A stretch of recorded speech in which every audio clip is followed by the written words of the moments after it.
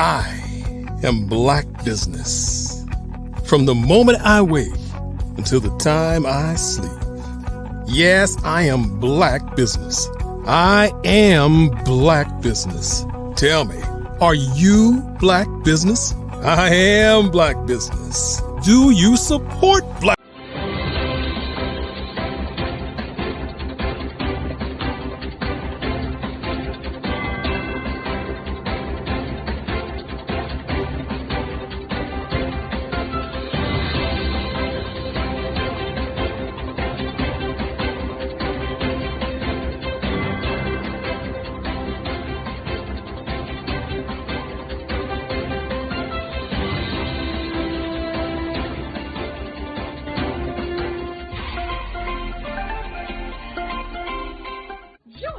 Dr. Eric Kelly III and a host of phenomenal speakers from all around the globe for this 7-day virtual event that you don't want to miss. The mission of the Black Business Expo is to raise scholarship money from kids all the way from high school all the way from college. The Black Business Olympics is one of the largest Black business showcases in the world. It is an opportunity for businesses and companies to showcase their businesses globally. We are going to be giving away laptops up to $5,000 away to students. Again, I'm Olivia Appleberry, the founder of 2 Cents Finance and one of the speakers for the expo. I am so excited to see you there. For more info, go to www.blackbusinessexpousa.com or call 919-308-9090 and hope to see you there.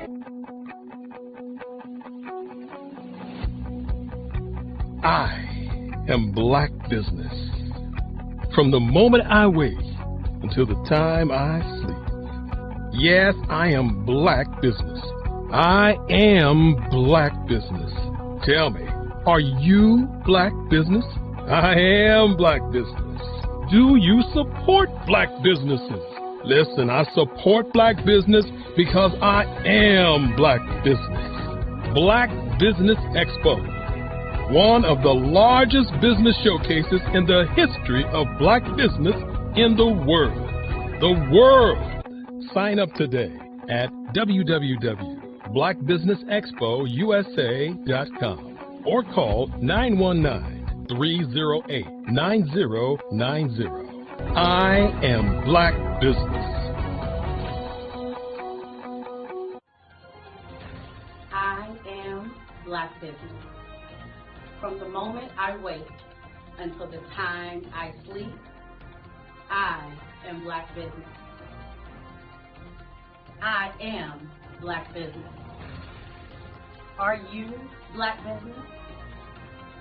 I am Black Business. Do you support Black businesses? I support Black business because I am Black business.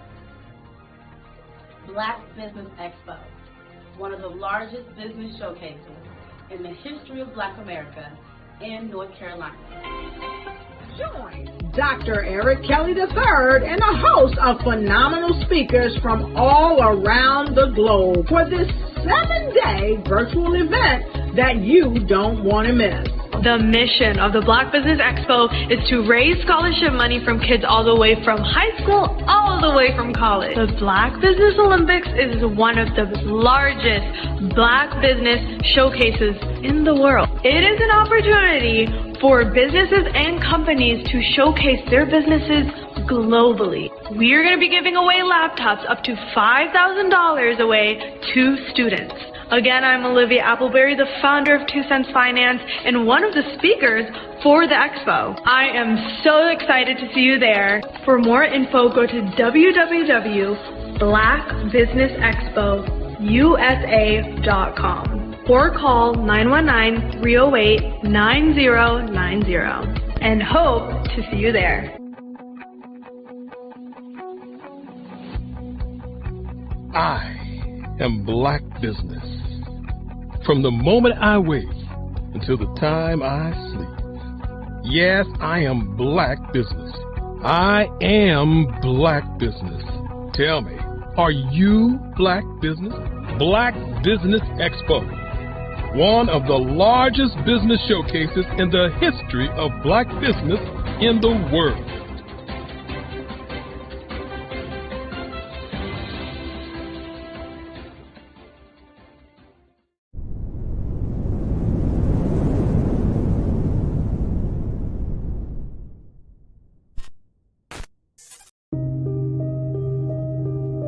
The Black Business Expo is changing my life. This year, they are giving away laptops and even $5,000 in cash to students just like me. I'm Alexis, and I want to go to college to fulfill my dream of becoming an entrepreneur. Help the Black Business Expo going to www.blackbusinessexpousa.com and also becoming a vendor, a sponsor, or donating.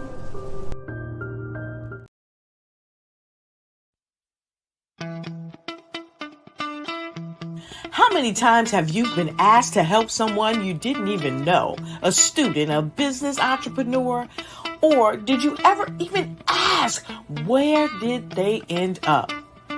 That business, that friend, that entrepreneur. Well, just maybe they ended up in a gang, bankrupt, homeless, or worse, dead. Maybe they turned to crime, drugs, and alcohol. Did you ever wonder? Did you destroy their dream, or was your life always so easy? At the Black Business Olympics, we started a movement to help students complete. Give them hope and foster success. Help them to leave their dreams of providing laptops, computers, and up to $5,000 in scholarship funds. Today, we ask you to help a student, a business owner, or an entrepreneur to realize their dream by sponsoring them, supporting them, and buying from them. Consider this. With $1.6 trillion in our Black community, we only ask for a small donation for our students, our businesses, and our entrepreneurs. And you can change a life today. So I ask you, what are you going to do? Sit on the sideline and watch our students in high school be leaders, miss out on their dream from lack of resources? Or are you going to donate to the movement and change their future and yours as well? Give us a call today at 919-308-9090. Change their life by investing with action to the Black Business Olympic Fund. The Black Business Olympics, one of the largest business showcases of Black business in the history of the world.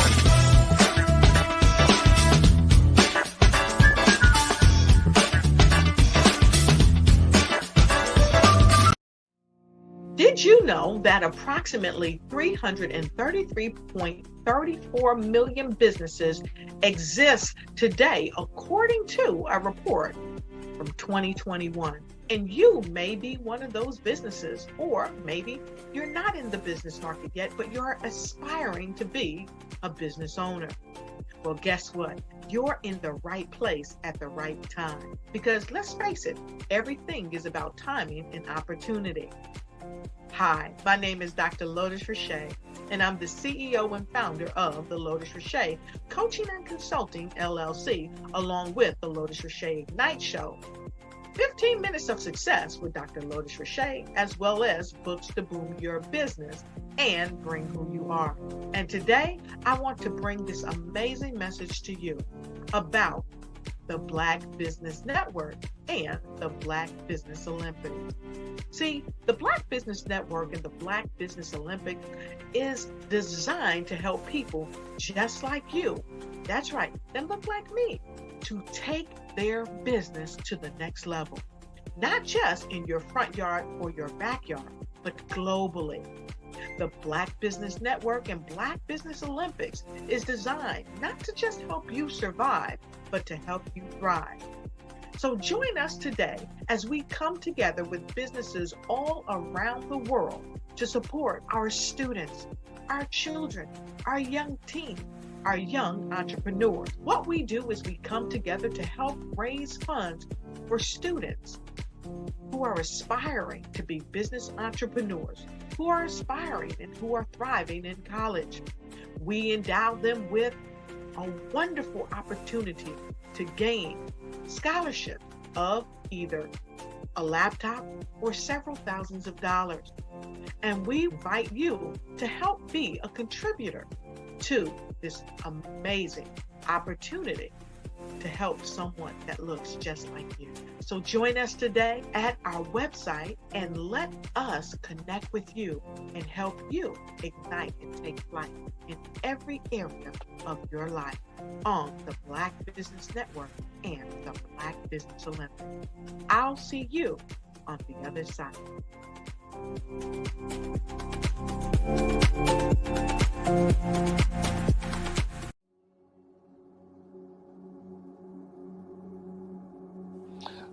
I was born and raised in southeastern West Virginia, the coal fields. My father was an AME minister. For me, I was very fortunate. Even though I grew up in the segregated South, I was surrounded by flourishing Black businesses, doctors, lawyers, bankers, dentists. They were all there and they were all successful. And I guess that's part of my dream, is to see that success come back. My name is Joseph Simmons, and I am the founder of the Center for Micro-Entrepreneurial Training. We have this moment in time where we can change the trajectory of people. And our focus is on women, Black and brown entrepreneurs, and their access to capital, their ability to build thriving businesses, the ability to employ people. There's a study that showed that in those three communities, especially Black and brown communities, $1 stays in those communities for 30 minutes. In white community, $1 stays in their communities for 8 hours. So think about it. For you in a Black or brown community to get gas, to get food, to go to a restaurant, you've got to leave your community, take those dollars out of that community and take it to another community that's already being well served. So if we can reverse that, if we can go from 30 minutes to an hour to 2 hours, that's progress. That's what we need to do. I was with SCORE. And then in May of 2020, of course, the events happened in regards to the murder of George Floyd. The other thing that I was experiencing was the denials of federal funds for small businesses. And it revolved around one thing. These businesses were not being prepared for grants and for government programs. And I came up with the idea for the Center for Micro-Entrepreneurial based off those two things. Morgan Stanley had a report out in 2020, first quarter, and it talked about there were three groups that were massively devastated by COVID-19 on their business. That was 1, women, number 2, Black, and number 3, brown entrepreneurs. The research showed that they had less cash on hand, they had less opportunity to go into a bank and get money, and they were very dependent on family and friends to keep their business up and running. If we can focus on those three groups, then we can have a dramatic impact on our communities. Really, the focus is on 3 areas. And those 3 areas are 1, the people, number 2, the courses, and number 3, a support network. Here at CMAT, we will provide you with the fundamentals for generational success. And you will be creating a vibrant community by attending our 5-day immersive training course.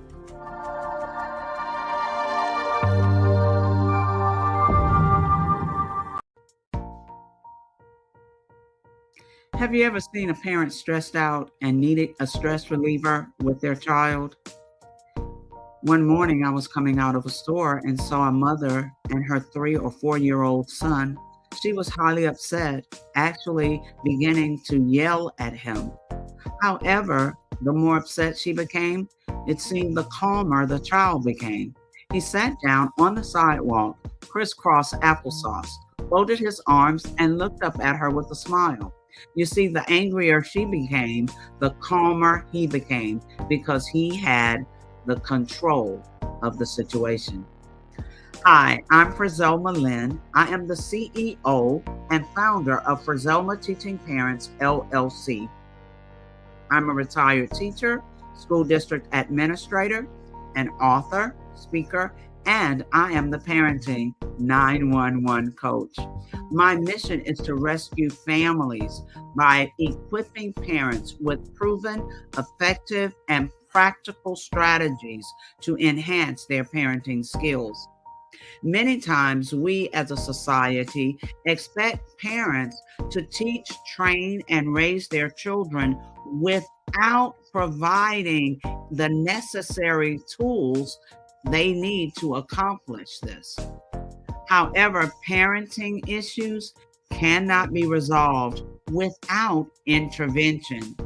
Therefore, Frizelma Teaching Parents has provided coaching programs, digital courses, and live webinar trainings to provide step-by-step research-based parenting strategies, even for parents whose children are disrespectful, defiant, for those who have been diagnosed with ADD and ADHD, and even for parents of adult children.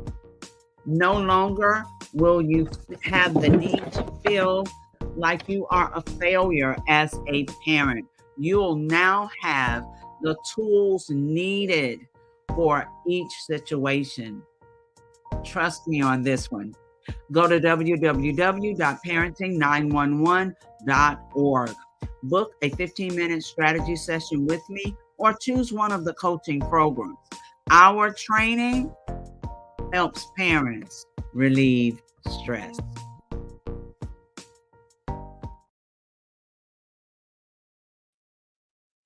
Welcome to the Black Business Network. My name is RJ Stevenson, and I will be your moderator for this afternoon on the Black Business Olympics.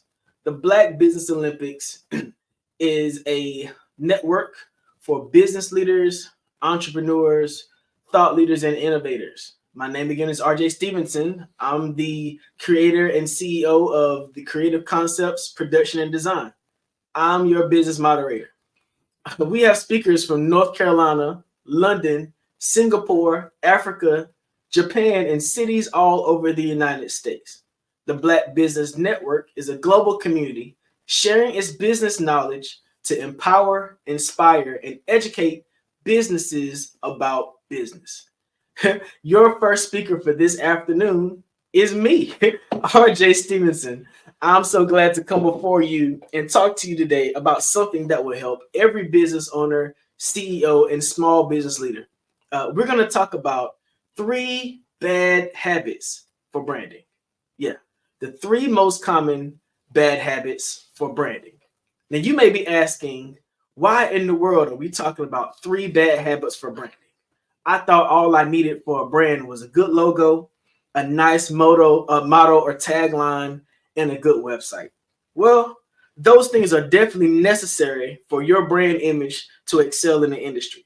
However, there are some things that can be done during your branding process that will really hurt your business rather than help.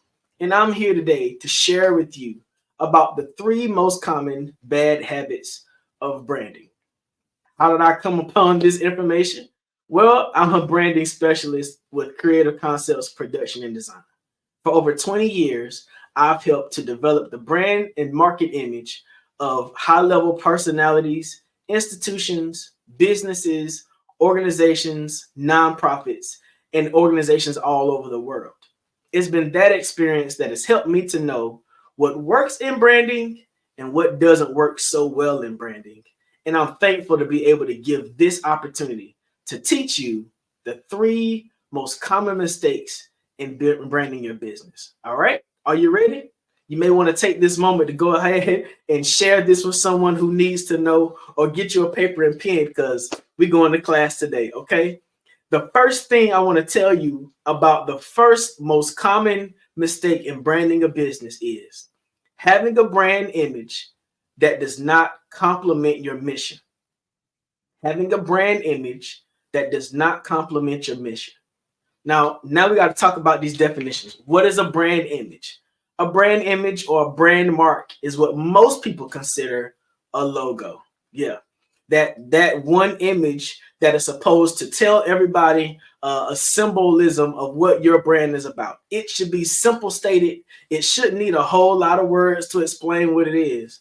But a lot of times we find in the branding and graphic design business that a lot of businesses just don't have a good logo or brand image. What is the difference between the two? Glad you asked. A brand mark is something that's simply stated that by itself, without anything added, lets everyone know who you are. That leads to this word called consistency. I often refer back to this one popular brand mark that everybody can relate to and identify. Those two golden French fries in the sky. Yep, that's right. The McDonald's brand image. Did you know that it just wasn't an M? That's two golden French fries. Why would McDonald's use two golden French fries? Because it identifies the level of expectation of excellence, service, and consistency for their client base. Yeah, they don't have crinkly fries at McDonald's. They have straight golden French fries.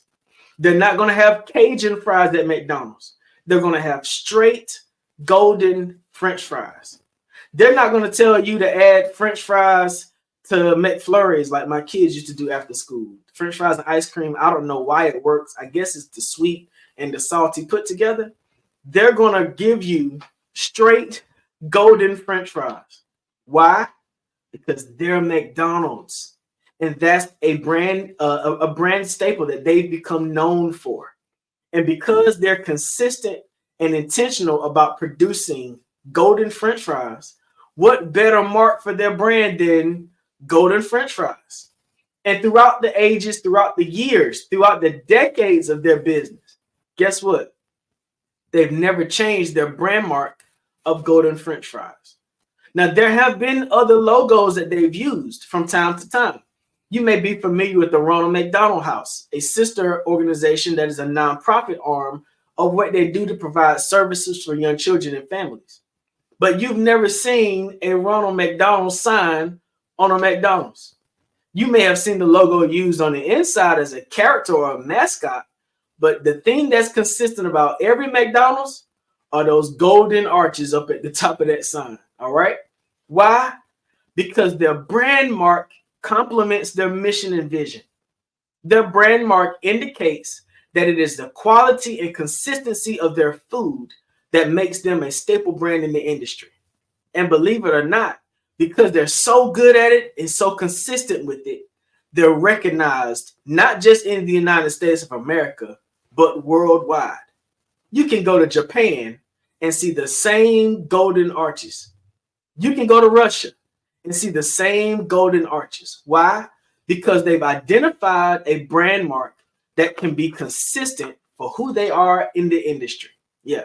So the first thing I want to remind you or tell you as the first common mistake of bad branding is developing a brand mark that is not consistent or complement with your mission and vision.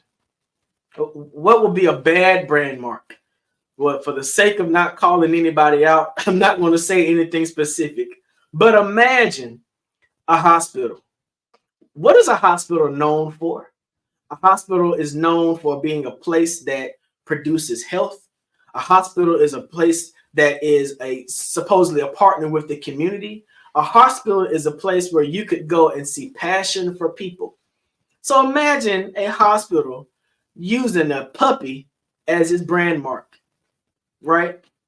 If it was a veterinary hospital, that might make sense.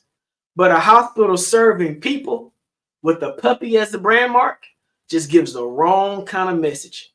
Believe it or not, the CEO of a hospital may have this a puppy named Fido at home or a puppy named Rocky at home. That's been their puppy for a long time, and their family loves that puppy. But just because there's passion attached to the image of a puppy doesn't mean that that puppy is the best brand mark to identify their business. So sometimes in business, you have to make decisions based on what complements your mission and vision rather than just having an image that you like. So keep that in mind when developing your brand image, that your brand mark should definitely complement your mission and vision of your industry. Yeah. What's the first bad mistake in branding? Having a brand mark that does not complement your business. Man, I'm glad I got that out of the way. Them's golden arches are starting to make me hungry. It's lunchtime. The second most common brand mistake is this: misrepresenting your brand on social media. Ooh, I know that might have hit sort of hard. What do I mean by misrepresenting your brand on social media? You know, social media is a very interesting animal, right? We call it an animal because we really don't know how it's going to flow. One day the algorithms go to the left, one day the algorithms go to the right. And if you're not careful, you'll use social media in a way that it was never intended and not get the results that you want. What do I mean by misrepresenting your brand on social media? Well, the thing about social media is it's supposed to be social. It identifies and works best off of identifying and following trends. Well, every trend isn't good for your business. So, there's all these challenges that we find out about on social media, on TikTok, which flows over to Instagram and definitely flows over to Facebook. Well, sometimes you got to be careful about what information you put out there for the general public to see. Because guess what? As a business owner, normally you are the first brand.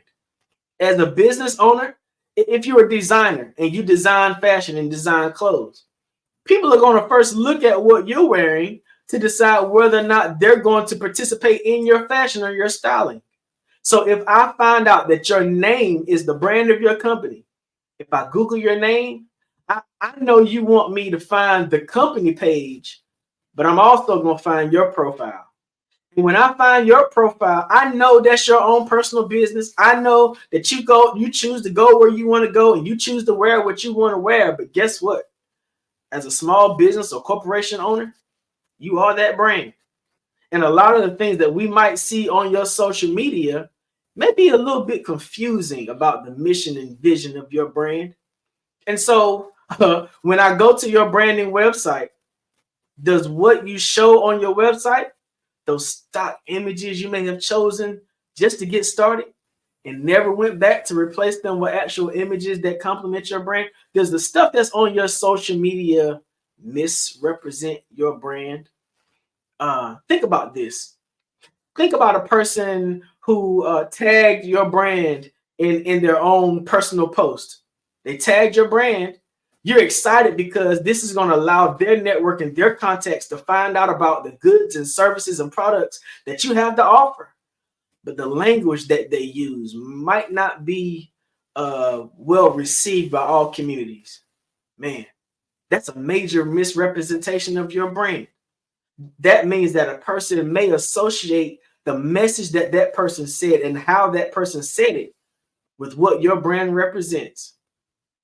How do you fix that? Glad you asked. You might want to make certain that on your social media, you use the setting that allows you to approve posts to be tagged and added to your pages. That way, you can be responsible for the things and messages that are associated with your brand. Maybe you've used a certain material in your clothing if you're a designer, or a certain material in the process of developing your products that all people might not be welcoming of. There are organizations that are out there looking and combing through to make sure that certain animals are protected, that certain plants are protected. And your brand may have used a item or a texture or a piece of fabric or a material that may have been sort of harmful to certain people. You want to make certain that if that is to happen, that you do damage control quickly, that you make sure that you disassociate your brand from anything that might be damaging. I mean, listen, I'm a church boy, all right? And I'm not here to preach, but I will give an example, right? There are certain individuals that show clips and stuff from their churches that will make everybody never want to attend. Man, imagine inviting somebody to your family reunion and your cousin and them put up a post about your family reunion that will make your company feel not so comfortable if they came along with you. Let me tell you how I'm talking about. You know what it used to be like when people would call your house phone, remember house phones, and your mama would pick up that house phone and say something to your friend that might embarrass you? That's what I mean by having situations that misrepresent your brand. You want to make certain that as you've done all you could to make sure that your clientele clearly understands your messaging, clearly understands your mission and your vision of your company, that there's not anything out there that misrepresents you in the public eye. Think about our public figures, athletes, politicians, people in government, people who represent your community. They have to be so careful not to say anything or do anything that misrepresents not only their brand and their name, but the communities that they represent as well.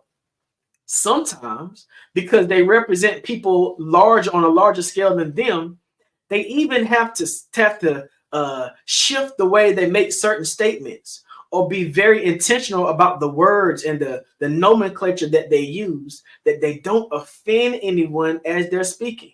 Think about that.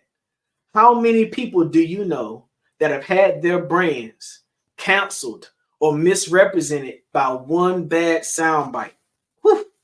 Imagine how many times you've seen someone on social media take a bad picture or in a bad pose or be mentioned with the wrong people and cause you no longer want to be associated with them, no longer want to follow them or trend with them. It takes a long time to build a valuable brand. But guess what? It takes a very short time to tear it all the way apart. So what are the two things that I've already told you are the biggest mistakes when it comes to your brand? One, having a brand image or a brand mark that does not complement your brand. And two, the second thing is allowing your brand to be misrepresented in the public eye. Those are two very simple things. And I know you may be like, why are we talking about the three most common things that misrepresent your brand or bad branding? Man, because branding is something that's necessary to develop consistency in business. Now, this next thing I'm going to tell you is the last thing I'm going to share today about bad branding habits. And it's something that's very technical towards the design industry. I know. I'm a Photoshop guy. And if you're not using the industry standard Photoshop, I'm pretty hard on you. If you send me some work that was done by another designer and you can't send me a PSD file, I might not necessarily say anything to you, but you're going to definitely be able to read my facial expressions from the beginning of the conversation to the end, right? How about this? Here's your last tip on bad branding habits. Make certain that the font type you use complements the style of your brand. Yeah. Make certain that the font type you use complements the style of your brand. You might not even know what a font type is. Let me tell you what a font type is. Everybody remembers this. Well, maybe everybody. I'm probably going to date myself with this statement. Do you remember when all we used to use was Times New Roman? Oh, it's classic. Times New Roman with the nice curved edges. Ooh, the sharp lines. I mean, Times New Roman was what everybody used. If you read a book, it was Times New Roman. If you saw a flyer, it was Times New Roman. If you wrote a paper in school, it had to be Times New Roman. What else was about that Times New Roman? It had to be what? 12-point font. That's right. That was the standard. Times New Roman and 12-point font. Well, at a certain place in my design career, all I used was Times New Roman because that's all I knew. Then I started finding out about other font types. Let me see. What are my favorites? Edwardian script. Ooh, Edwardian script just took it to another level because, I happen to have grown up in a time and season where we actually learned how to write in cursive. And because learning how to write in cursive took my communication to another level, when I found out about Edwardian script, ooh, that cursive lines, man, it just did something to me. So I started off with pairing Times New Roman with Edwardian script. Then, when I moved from handwriting and word processing over to Microsoft Word, I found out about this other font type called Arial. Remember Arial? Arial used to be the default font on Microsoft Word. Man, Arial had those smooth lines. It didn't have the extra stuff. I'll call it stuff now. I'll tell you what it is later. It didn't have the extra stuff that Times New Roman had. It didn't seem as classic. It was more contemporary, but it wasn't as cursive as Edwardian script. So Arial became my thing. Think about that. The combination of Times New Romans, Edwardian script, and Arial, man, I knew 3 fonts and I thought I was doing something. Until I started doing some design work, and I would show people the flyer and I would ask them to read it. Man, there was so much text on the flyer that it overpowered all the images. Oh yeah, there was so much information on the flyer. The who, what, when, where, why, and then a whole novel of a description under it. Then you got to talk about parking. Then you got to talk about tickets. Then you got to talk about, you got a whole bio of the individual who's up there. I just didn't know no better. Let me tell you, as I'm talking you through this third bad habit of branding, using fonts that do not complement your brand image, let me tell you, there were a lot of things that I needed to know about the theory of design. It was more than having access to Photoshop. It's more than being able to pull up a program and make a nice picture.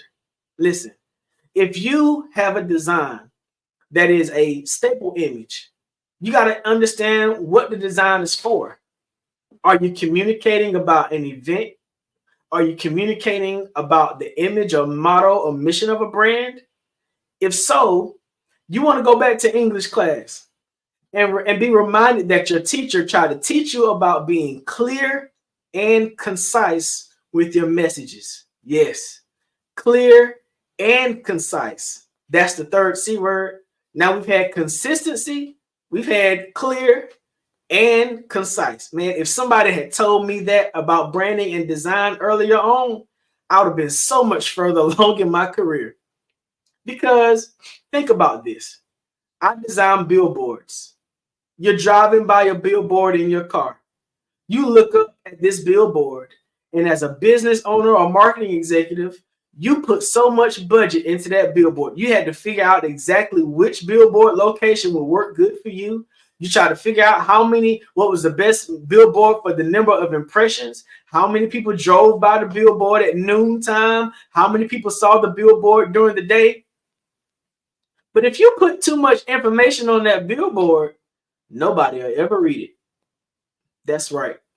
When we talk about design, you really have about 5 seconds of impression for a design. Yep. Normally when I'm working on designs and I'm making sure that I'm doing a good job, I ask somebody to look at the design, close their eyes, look up, and tell me what's the first thing they saw. The first thing that a person sees in the design should be the primary message. Is the primary message the title or topic of your event? Is the primary message the name of your company? What is the most priority message that you want someone to see from that design? That's called your priority message. And if I close my eyes and look at your design initially, and I don't see your primary message jumping out at me, you might want to reconsider the elements that you've added to this design. All right. Your primary message determines your major font type on your design. Yep. So watch this. We used McDonald's as an example before. Let's use McDonald's again. Do you remember what the McDonald's logo looks like? It's those golden arches. Now, think about it. Do you remember what comes under those golden arches? You got a red square and the word McDonald's. And guess what? The font that's used for that word McDonald's and the color that's used for that word McDonald's is the same anytime you see it. You've never seen a McDonald's sign that comes with the word McDonald's in a different size. It's always consistent, clear, and concise. Yep. That McDonald's font type does not change. If you see the word McDonald's translated into Japanese, guess what? It's going to have that same font type. It's going to have that same font size, and it's going to have that same font color because they have been consistent about their brand. All right. So the thing that you want to do is identify your primary branding font. All right. If that primary branding font is something that you're going to be consistent in, it should probably be the font you use to type your name, your brand name out in your logo image. Yeah. You look above my head. It says Black Business Network. As often as I've seen Black Business Network on any of the designs for our network, guess what? It's consistent. You're always going to see Black Business Network in the font you see above. It's not going to deviate. It's not going to change. You know why? Because Dr. Eric Kelly III was intentional about branding the Black Business Network. Why is that so important? Because by the time you've seen the Black Business Network and you've heard, I am Black business, from the time I wake up to the time I go to bed at night, I am Black business. How do I remember that? Because it's consistent, clear, and concise messaging. I know that when I come to the Black Business Network, I better wear something that coordinates with the colors black, red, and white. Why? Because those are the branded colors of the Black Business Network. And guess what? If you ever get an opportunity to see Dr. Eric Kelly III, guess what he's probably going to be wearing? Red, black, and white. Why? Because he recognizes that he is the first branding element of the Black Business Network. He's been intentional, he's been concise, he's been clear, and committed to his messaging. This is what I'm trying to tell you. The 3 basic bad habits of branding is: 1, you want to make sure that your logo or your brand mark complements your business. You might want to go back and reconsider. I know. The second most common bad habit for business branding is you want to make certain that you're not misrepresenting your brand on social media. Yeah, it happens that way sometimes.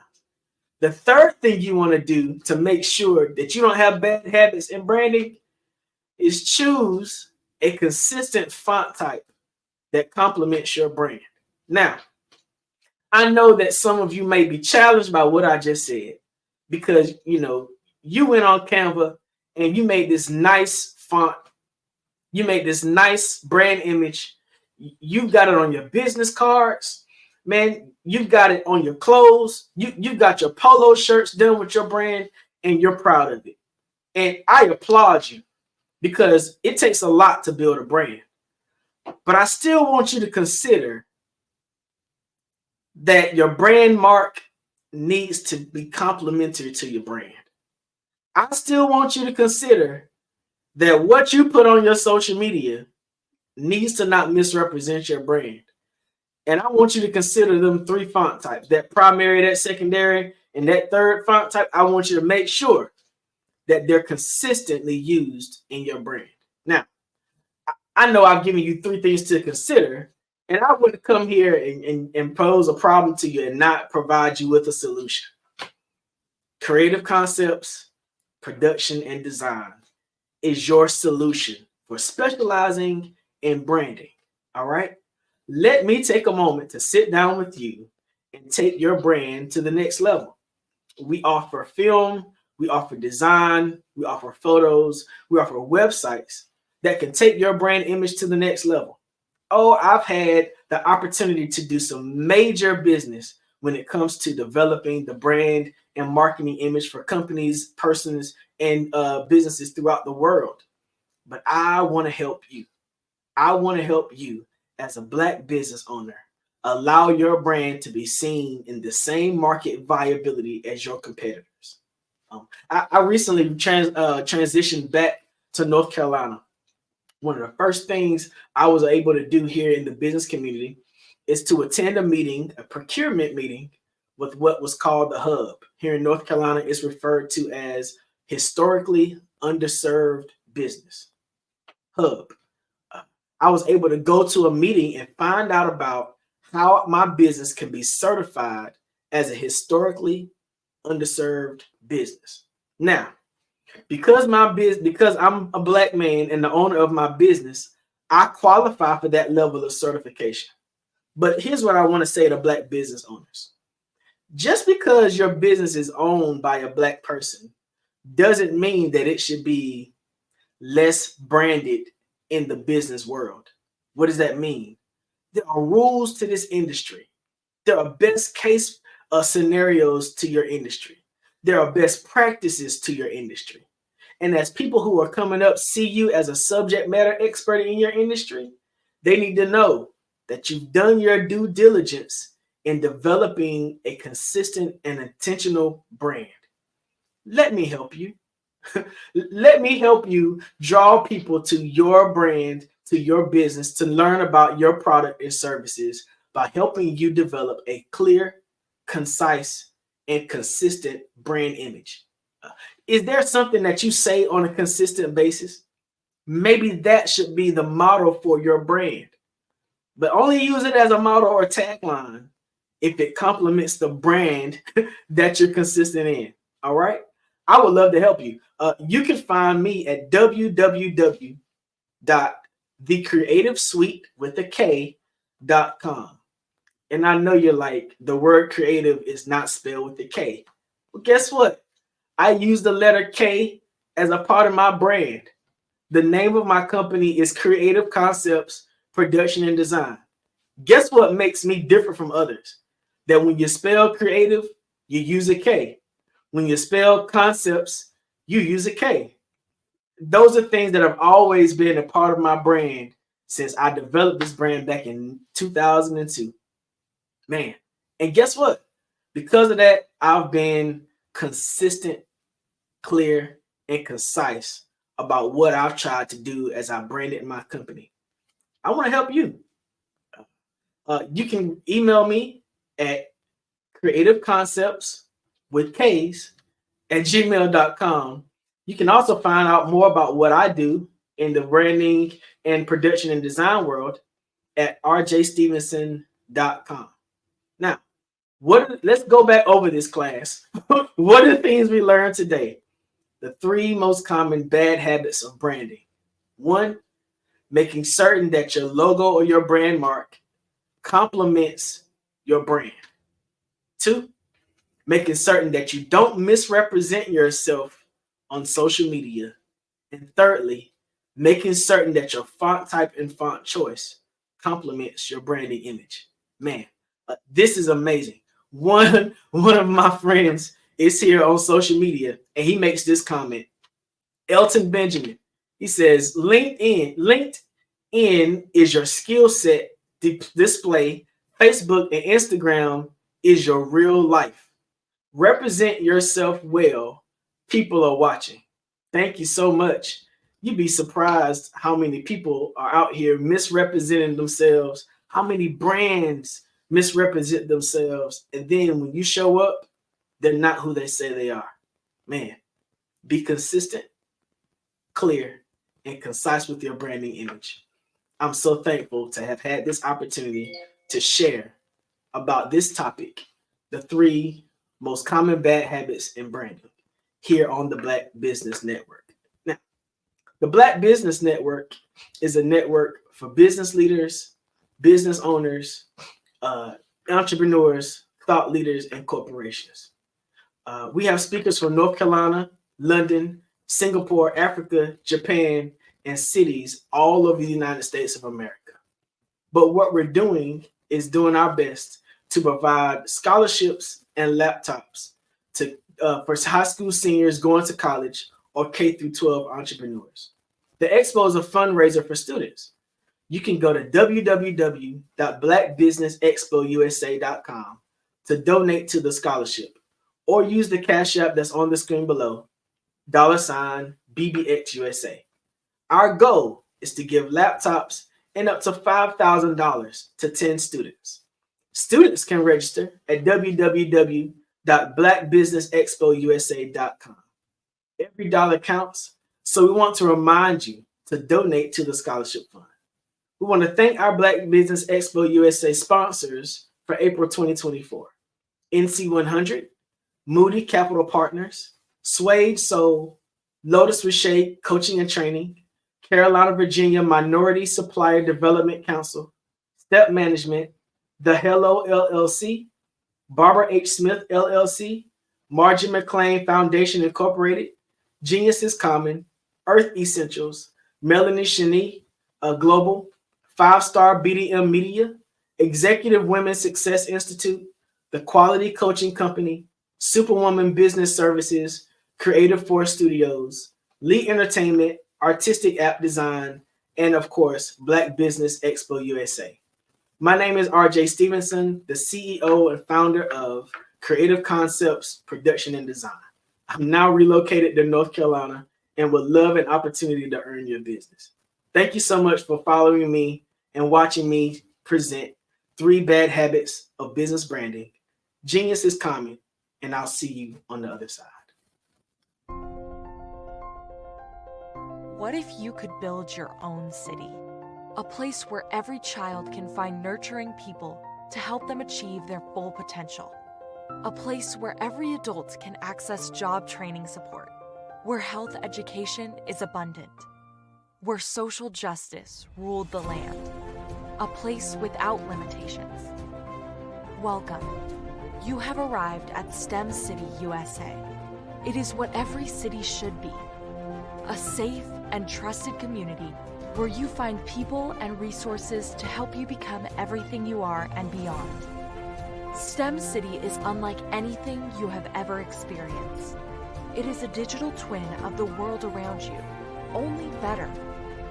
STEM City is about energy and soul renewal. It is more than a digital world. You can almost feel the power of live cultural events, music, and theater. STEM City promises a better future for children with caring mentors and hands-on activities with dedicated tutors to support our youth. STEM City is your passport to a healthy lifestyle with weekly events addressing our community's many issues. STEM City is your financial well-being with helpful information on wealth management, career advancement, job training, and so much more. STEM City is the community you deserve. It is the city where your dreams can come true. STEM City USA, a place in the sky that is accessible to all who reach for the stars.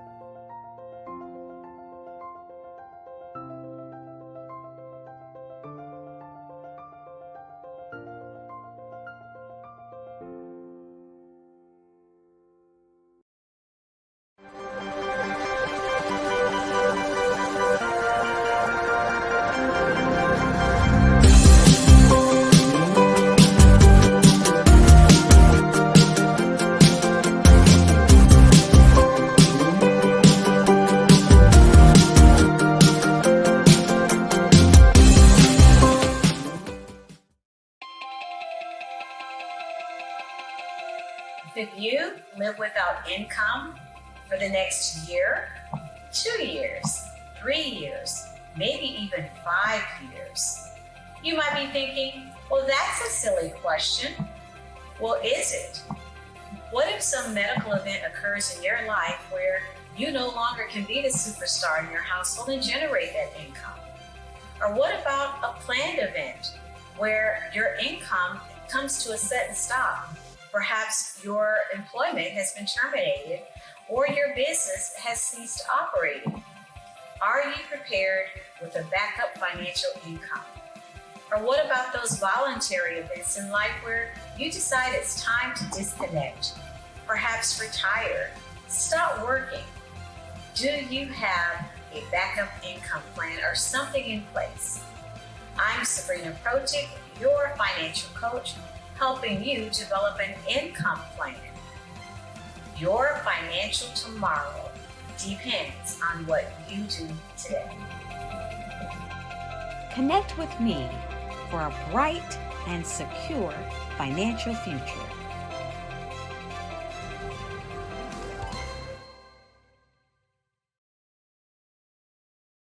I am from Washington, D.C., but I was raised in Durham, North Carolina.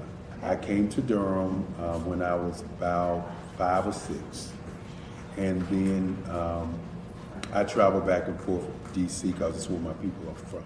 One of the unique things about my family is my mother, she's also an artist. She does quilting, and she does a lot of artistic things. And then my son, he draws with both hands, his right hand and his left hand, like I do.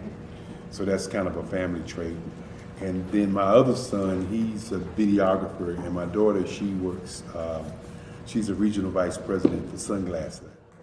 When you start out drawing and sketching, you want to continue to explore, each avenue. I do pastels, I do pen and ink, I do painting, I do acrylics. I haven't done oils yet, but I try to do all facets of art. What I say to a lot of times to people is, you can't put yourself in a box when you're an artist. You have to explore. And over the course of my life, I've tried to explore different mediums. I also do sculpture as well.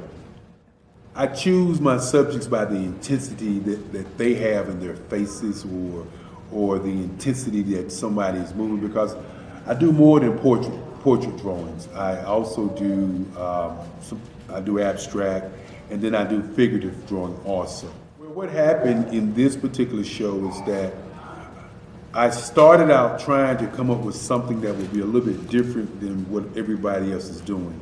So I was working on a Barack Obama show, and they wanted me to do some paintings of Barack. And so what I did was, because of the deadlines, I kind of did it kind of fast.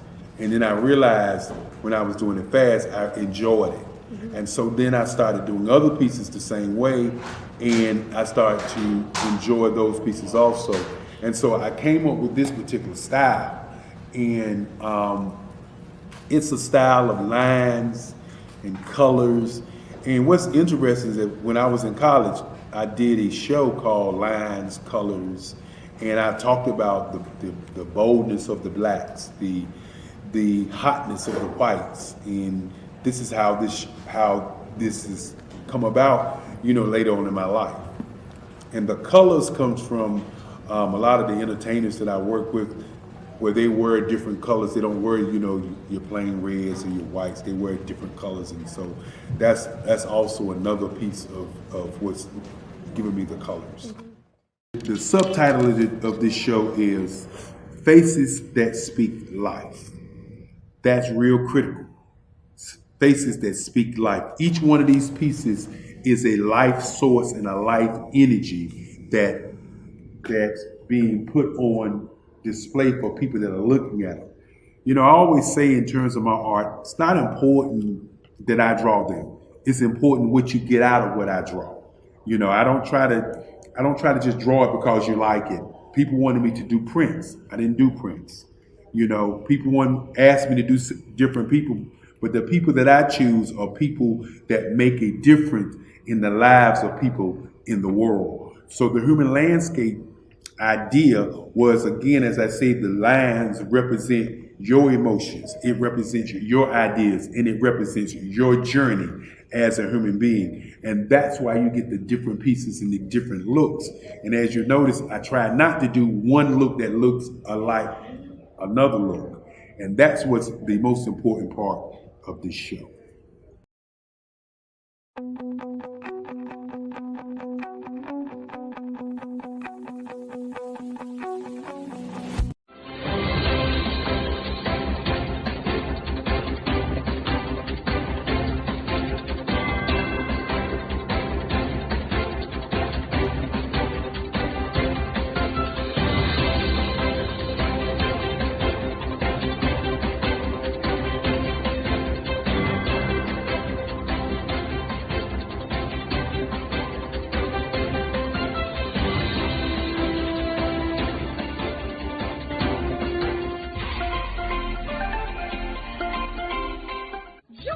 Dr. Eric Kelly III and a host of phenomenal speakers from all around the globe for this 7-day virtual event that you don't want to miss. The mission of the Black Business Expo is to raise scholarship money from kids all the way from high school, all the way from college. The Black Business Olympics is one of the largest Black business showcases in the world. It is an opportunity for businesses and companies to showcase their businesses globally. We are going to be giving away laptops up to $5,000 away to students. Again, I'm Olivia Appleberry, the founder of 2 Cents Finance and one of the speakers for the expo. I am so excited to see you there. For more info, go to www.blackbusinessexpousa.com or call 919-308-9090 and hope to see you there. I am Black Business. From the moment I wake until the time I sleep. Yes, I am Black Business. I am Black Business. Tell me, are you Black Business? I am Black Business. Do you support Black businesses? Listen, I support Black business because I am Black Business. Black Business Expo, one of the largest business showcases in the history of Black business in the world. The world! Sign up today at www.blackbusinessexpousa.com or call 919-308-9090. I am Black Business. I am Black Business. From the moment I wake until the time I sleep, I am Black Business. I am Black Business. Are you Black Business? I am Black Business. Do you support Black businesses? I support Black business because I am Black Business. Black Business Expo, one of the largest business showcases in the history of Black America in North Carolina. Join Dr. Eric Kelly III and a host of phenomenal speakers from all around the globe for this 7-day virtual event that you don't want to miss. The mission of the Black Business Expo is to raise scholarship money from kids all the way from high school, all the way from college. The Black Business Olympics is one of the largest Black business showcases in the world. It is an opportunity for businesses and companies to showcase their businesses globally. We are going to be giving away laptops up to $5,000 away to students. Again, I'm Olivia Appleberry, the founder of 2 Cents Finance and one of the speakers for the expo. I am so excited to see you there. For more info, go to www.blackbusinessexpousa.com or call 919-308-9090 and hope to see you there. I am Black Business. From the moment I wake until the time I sleep. Yes, I am Black Business. I am Black Business. Tell me, are you Black Business? Black Business Expo, one of the largest business showcases in the history of Black business in the world.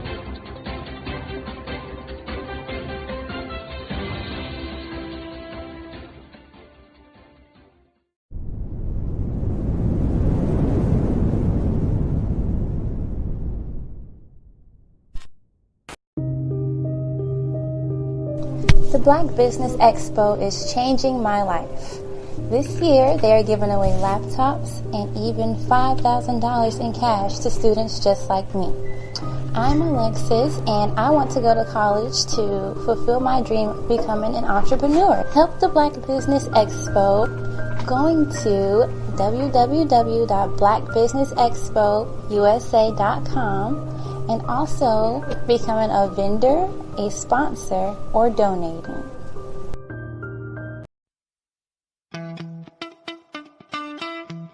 How many times have you been asked to help someone you didn't even know, a student, a business entrepreneur, or did you ever even ask, where did they end up? That business, that friend, that entrepreneur. Well, just maybe they ended up in a gang, bankrupt, homeless, or worse, dead. Maybe they turned to crime, drugs, and alcohol. Did you ever wonder? Did you destroy their dream, or was your life always so easy? At the Black Business Olympics, we started a movement to help students complete.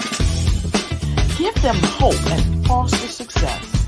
Help them to leave their dreams of providing laptops, computers, and up to $5,000 in scholarship funds. Today, we ask you to help a student, a business owner, or an entrepreneur to realize their dream by sponsoring them, supporting them, and buying from them. Consider this. With $1.6 trillion in our Black community, we only ask for a small donation for our students, our businesses, and our entrepreneurs. And you can change a life today. So I ask you, what are you going to do? Sit on the sideline and watch our students in high school be leaders, miss out on their dreams from lack of resources? Or are you going to donate to the movement and change their future and yours as well? Give us a call today at 919-308-9090. Change their life by investing with action to the Black Business Olympic Fund. The Black Business Olympics, one of the largest business showcases of Black business in the history of the world.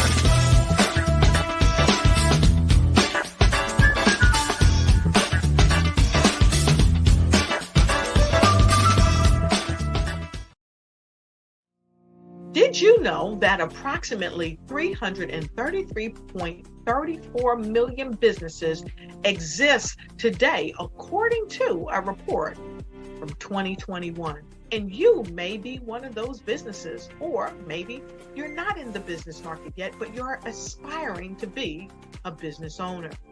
Well, guess what? You're in the right place at the right time. Because let's face it, everything is about timing and opportunity. Hi, my name is Dr. Lotus Richey, and I'm the CEO and founder of the Lotus Richey Coaching and Consulting LLC, along with the Lotus Richey Ignite Show.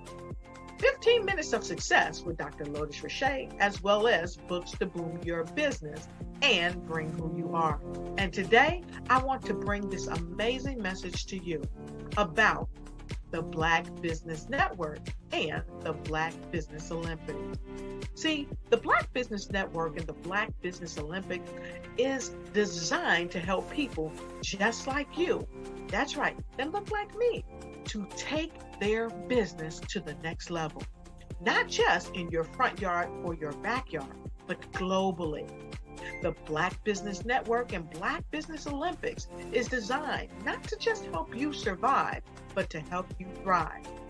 So join us today as we come together with businesses all around the world to support our students, our children, our young teens, our young entrepreneurs. What we do is we come together to help raise funds for students who are aspiring to be business entrepreneurs, who are aspiring and who are thriving in college.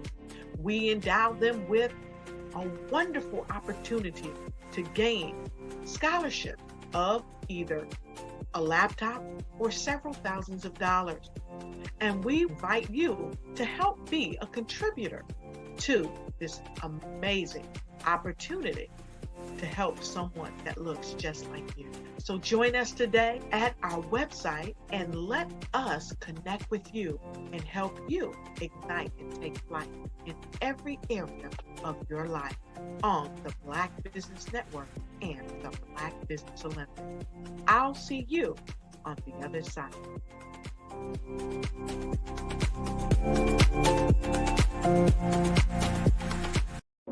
Ladies and gentlemen, and fellow professionals, please allow me to introduce myself.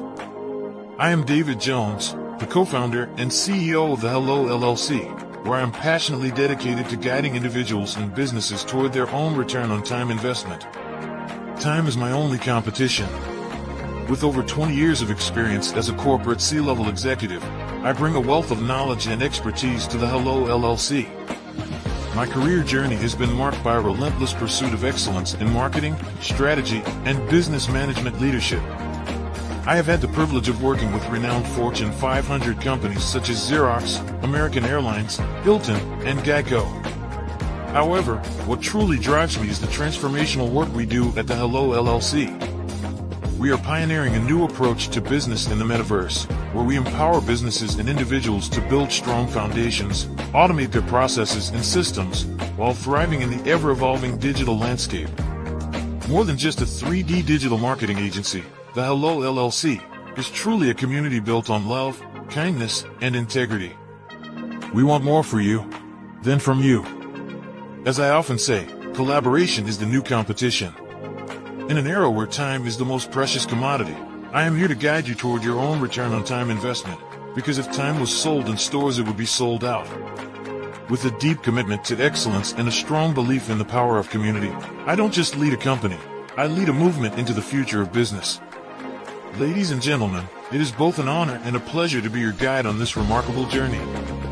I am David Jones, and together, we will embrace a future marked by success, collaboration, and the transformative work we do at the Hello LLC. Hello stands for helping everyone live life optimally. So, let's make that pivot together and start living life optimally today.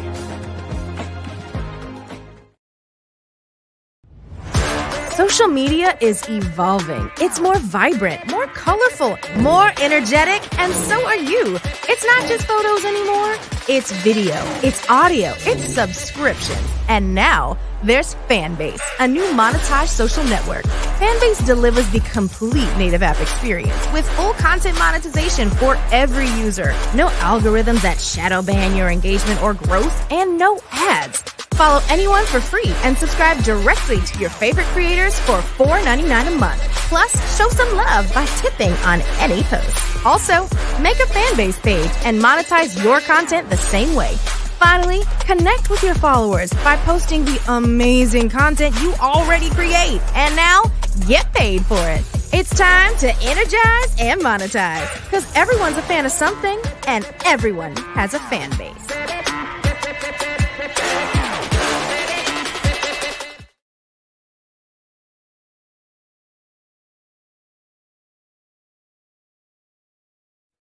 Hey everyone, it's Grant McGaw, CEO of 5-Star BDM and host of the award-winning Follow the Brand podcast and TV series, where I help you to build a 5-star brand that people will follow.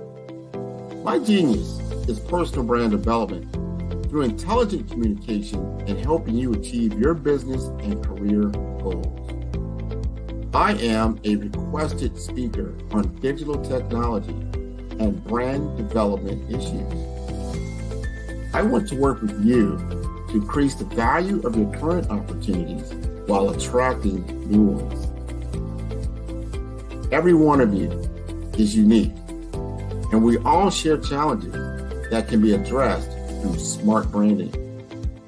As a super connector, I work with you as an executive coach to guide you along the complicated business and career development road, providing the enhancement tools and information you need to succeed.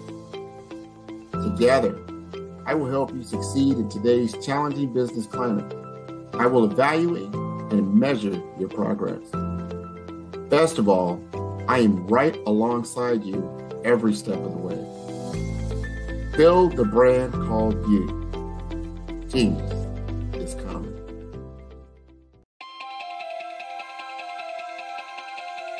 If you live without income for the next year, 2 years, 3 years, maybe even 5 years, you might be thinking, well, that's a silly question. Well, is it?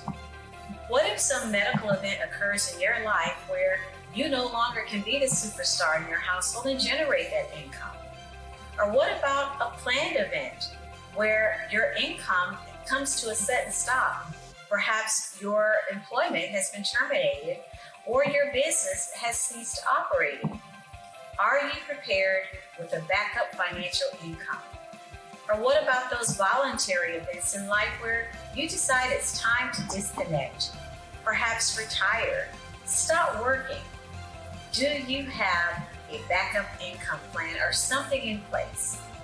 I'm Sabrina Projic, your financial coach, helping you develop an income plan. Your financial tomorrow depends on what you do today. Connect with me for a bright and secure financial future.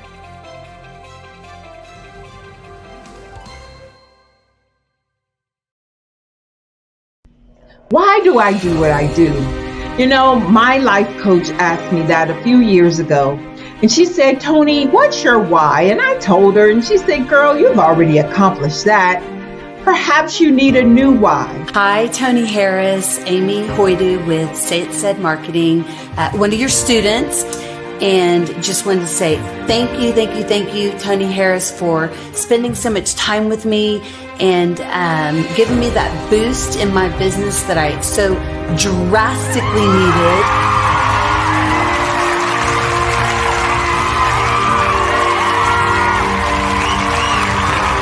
My why is to touch, move, and inspire my clients to take drastic steps to be better than they were before they met me.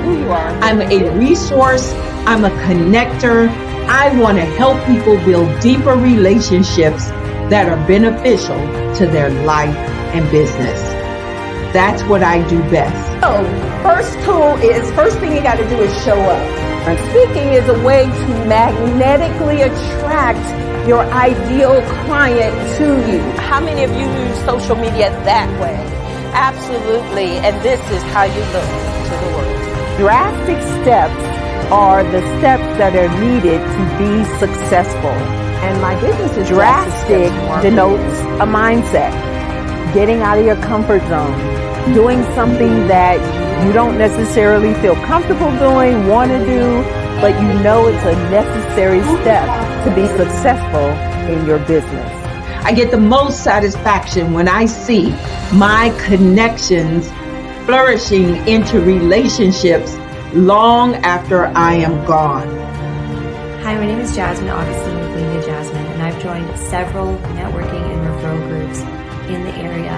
And Network in Action Northeast Houston with Tony Harris Taylor is one of the best organizations that I've joined. I love that piece of what I do, and it is what fuels my fire.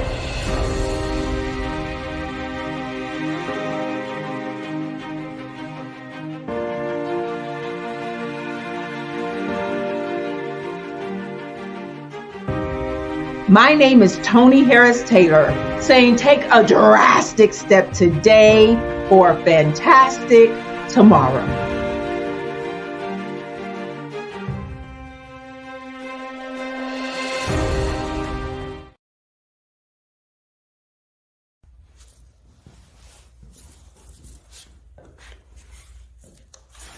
How you doing?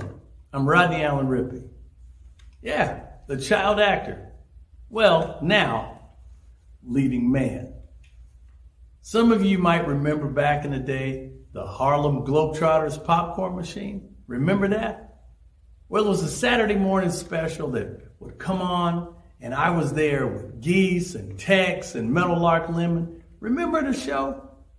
Well, I had a great time. And I have to say a huge, huge thank you to all my fans out there. Thank you for all the years of support. I went on from the entertainment industry. I started getting into producing and directing. And now, hey, here I am, I'm a studio executive here in Burbank, California at 2526 Studios. I have to say, it's been pretty good, but the best is yet to come. Please stay encouraged, keep reaching for your dreams, and never forget that genius is common. Remember that. Genius is common. No matter what anyone says to you, no matter how tough the road may get, keep striving, keep reaching for your dreams, and always know that you are worth it. Everything that you put into yourself, everything good that you pour into your life, you are worth it. And when the times get tough, when things don't go exactly right, it's okay. Dust your shoulders off. Stand up strong. And remember, genius is common.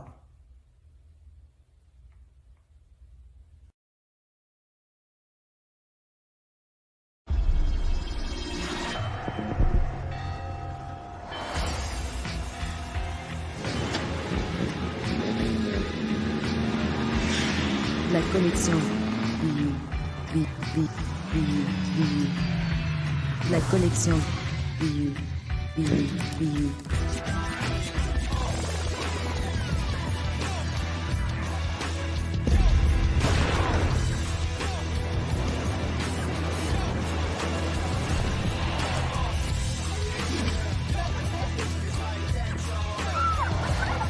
In a world obsessed with the cult of celebrity, I challenge you not to aspire to anyone else's greatness, but instead strive to reveal and ignite the greatness within you. Are you serious? I totally think that's it. Hey. No! Hey! To me, sexy is a man that knows who he is and what he wants. He's comfortable. You look at him, you see him, he's just comfortable being himself. And you're like, Baby, be you. be you, baby. Just be you. I like it. Introducing the Be You collection, exclusively available at K&G Fashion Superstore.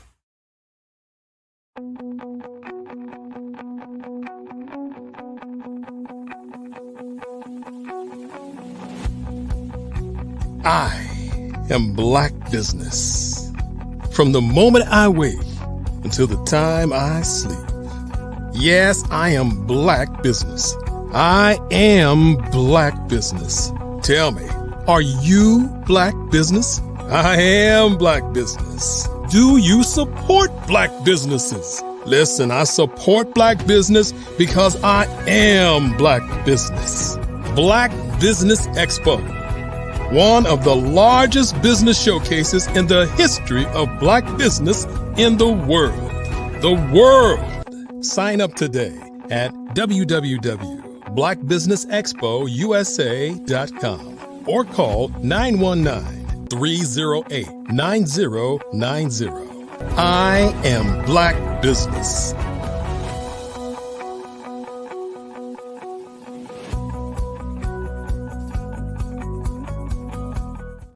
My friend, my brother is with us, RJ Stevenson. He is a trailblazer in music, media, and ministry. For over 20 years, he has helped develop and establish the national branding images of businesses, institutions, nonprofit organizations, and high-profile personalities. He's a successful church planter. He has been blessed to serve as a preacher, a presenter, and a speaker at various conferences and conventions across the globe. He has established several successful churches and ministries under the brand The Infinity Church in Raleigh, North Carolina, Conway, Arkansas, and currently in Tampa, Florida. Stevenson's insight in media and evangelism caused ministry to soar during the season of a pandemic. The church has left the building. by embracing a hybrid model that serves both physical and digital ministry partners. We are excited to have this man of God to come before us. We're going to yield this platform into the hands of Pastor Stevenson that he may give us further instructions, further directives at this time.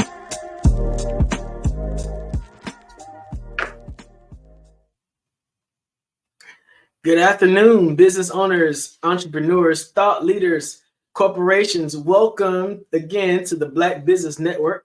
My name is RJ Stevenson, CEO of Creative Concepts Production and Designs. I am your business moderator for this afternoon on the Black Business Network. The Black Business Network is a 24-hour business network showcasing Black businesses, business owners, entrepreneurs, and thought leaders worldwide. We have speakers from North Carolina, London, Singapore, Africa, Japan, and cities all over the United States. The Black Business Network is a global community sharing its business knowledge to inspire, empower, and educate businesses about business. Our next keynote speaker this afternoon is Shadana Mo McFall. She's a visionary and dedicated leader, blending her 20 years of Air Force service with a deep commitment to community. With a creative flair, she channels her passion into marketing, media, and public relations, striving to make a positive impact wherever she goes. Her heart of gold shines through in all her endeavors. Why don't you welcome to the Black Business Olympics, Shadana Mo McFall. Hey, how are you? How you doing? Good. I pulled out my camera and was taking a video. I video everything. Welcome to the Black Business Olympics. We're so glad to have you here with us this afternoon. I am happy to be here. So Shadana, everybody knows you as Mo. All right. Yeah. I came back to Fayetteville a little while ago, Fayetteville, North Carolina, and everywhere I look, Mo here, Mo there, Mo everywhere. Tell a little bit about who you are and what you do here. Yes, absolutely. So yes, my name is Shadana Mo McFall. I am a native of Fayetteville. I did 20 years in the military and moved back here in 2016. So I've been back for about 8 years. And what I do now, I do marketing and media and public relations. I am that connector. I'm that person who goes everywhere. So I tell people I go so you can know. I have a radio show on WIDU that I do every Monday at 10 a.m. I have a new podcast, Mo Knows Love and Money. Do a little social media marketing. But my heart is, like I said, public relations. I tell people my job is to make sure that the people that need you know you. So tell us about the business of public relations. I'm a branding strategist, marketing guy, designer, but there's a lot of difference between those things and what public relations is. So can you be more specific about the business of public relations? Yeah, so I just, real easy, I make you look good to the public. And really that's what it says in his name, public relationships. So I tell people in order to be good at public relations, you have to be good at private relationships. So and I say this, and like a politician, going out shaking hands and kissing babies, it's a lot of it is community engagement, but a lot of it too is the marketing, the media, the news, the newspapers, the radio. It's just how people see you in the public, how you're viewed in the public's eye. Like, with marketing, you tell the people what you wanted to do, but with public relations, people form their own opinion about you based on what you put out there. So you can't really control. You can control what you put out there, but you can't control how people take it. So you were previously in the military. You served in the Air Force. What did you do in the military, if you don't mind asking? Yes, absolutely. So my primary job is what they call information management, knowledge operations. So it was always my job to get the right people, the right information at the right times to make the right decisions. So I took that skill set and maneuvered it over to the marketing, the media, and public relations, because basically that's all it is. And during my time in the military, I was able to work in maintenance squadrons, in public affairs, in intel squadrons. I did some religious support. So even in big corporations, everybody has an admin. everybody has HR, everybody has that paperwork piece. So that's what I did in the military. When you're new to the base, making sure you have somewhere to stay, making sure you have a sponsor, making sure when you get to the squadron, your email works, making sure you know where you need to be. So that's basically what it was a lot to it, because you're the commander's right hand. You're the people who did the paperwork, make sure you had your awards and decorations, make sure you got promoted, make sure you got to your dentist appointments, your PT test, all of the things that you needed to do for your career. We help manage it. We help make sure that you know where you had to go. So talk about the transition from being in the military over to the private sector as a public relations specialist. What was that like? What made you want to dive into public relations after your military career? So after my military career, I actually started a nonprofit called Most Heroes, where I help homeless veterans get back on their feet and transition to service members, not to become homeless veterans. So, here in Fayetteville, we have a large homeless population. We have a large veteran population. But with that being said, we have a lot of help. So with there being so much help, it was just like, it's kind of getting lost in the sauce. And I went over to the community college. I was using my GI Bill. And my counselor was like, well, Mo, you did all this great marketing, media, and public relations for your nonprofit. Why don't you start a business and do it for other nonprofits and other transition to service members? And that's kind of how the Mo You Know was born. This was like in 2018. So last week, we actually celebrated our 6th anniversary with the Welcome to Cumberland County Mixer. So the transition, I tell people all the time, I feel like I've been on a Cumberland County boot camp. Because when I got back, I was like, well, I'm from Fayetteville. I've been running these Cumberland County streets since I was 15 years old, So I thought it was going to be easier than it actually was. But still did it, still, was very obedient, still very disciplined. And I went and did the things that God told me to do, went and talked to the people he told me to talk to. And here we are. Wow, that's an amazing story. Being in Fayetteville, North Carolina, is a different place than any other place I've ever lived in my life. Yeah. I grew up in Goldsboro, and the 45-mile distance between Goldsboro and Fayetteville is just different. All right. What have you seen as some strong opportunities or some strong challenges to doing PR here in this area? So I'll start with the opportunities. Like you said, Fayetteville is different. One of the reasons why Fayetteville is so different, we're home to Fort Liberty, formerly known as Fort Bragg, where we have people from all over the world coming and going every day. So that's one of the major strengths we have here in Fort Bragg, Fort Liberty. People still say, people who were stationed at Fort Bragg, this Fort Liberty thing just happened last year. So some people even refuse to say it. So if I slip up, blame it on my head, not my heart. I'm a habitual rule follower. So I was in the Air Force, so I was never stationed there. So it means something to me. But like the diehard Fort Braggers, they were like, I retired from Bragg. I don't know what this is. But yeah, those are some of the main opportunities. We have the people coming and going all of the time, and especially for business owners, because we have the transient nature of Fort Liberty. A lot of times people don't want to market to them. They know they get paid the 1st and the 15th. So they'll market to you the 1st and the 15th. But what I always tell people, like you have people come to TDY, you have people, the number one reason the tourism or people come to Fayetteville is to visit their military members. Are you marketing to them? Are you marketing to those service members who are here just a couple of weeks, a couple of months for school, because everybody, they're not going to be here. Who cares? You better care because they're here and they need something to do. What's been the difference that you've seen between how the general public or citizens see public relations compared to those who are in the military? Is there a different way that you have to attract military-minded people to events and public relations?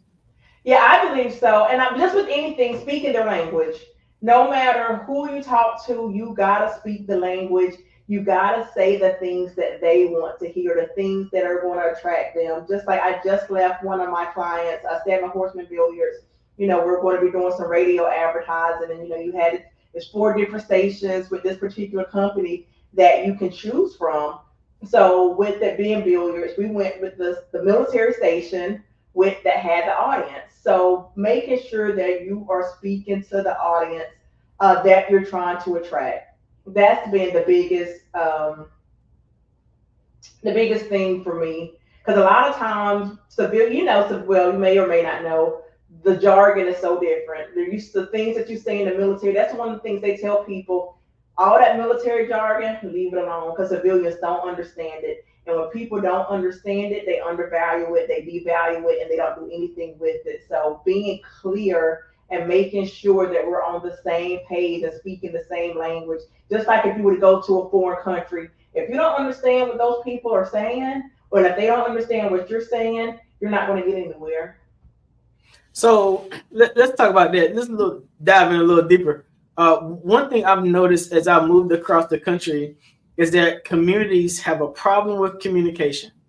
When you move into a new area, you sort of don't know anything about the area until you run into the right person who might give you in Tampa. You had to be sort of connected to these 5 group me's in order to find out what's going on in the city. The newspaper for that community, you have some people who fool with the newspaper, some people who ain't studying the newspaper. So how have you found it being at the center of communication? What tips can you give Black businesses about how to communicate with the general public? So I'm glad you asked that question, because that is my specialty, or I like to think it's my specialty. One of the things, and I heard it in the commercial, one of the ladies was talking about just showing up. We all have our phones, marketing, text messaging, we're always looking down, we have our phones. But being in the room, being in the right rooms with the right opportunities, that's going to change the game for you. And sometimes as we get older, we're like, oh, we're kind of stuck in our ways. Fayetteville, I know you've heard this, I'm just going to use Fayetteville because we're here. Oh, Fayetteville is cliquish, if this is that. And it sounds like Tampa, it was too, if you have 5 different things that you had to be a part of.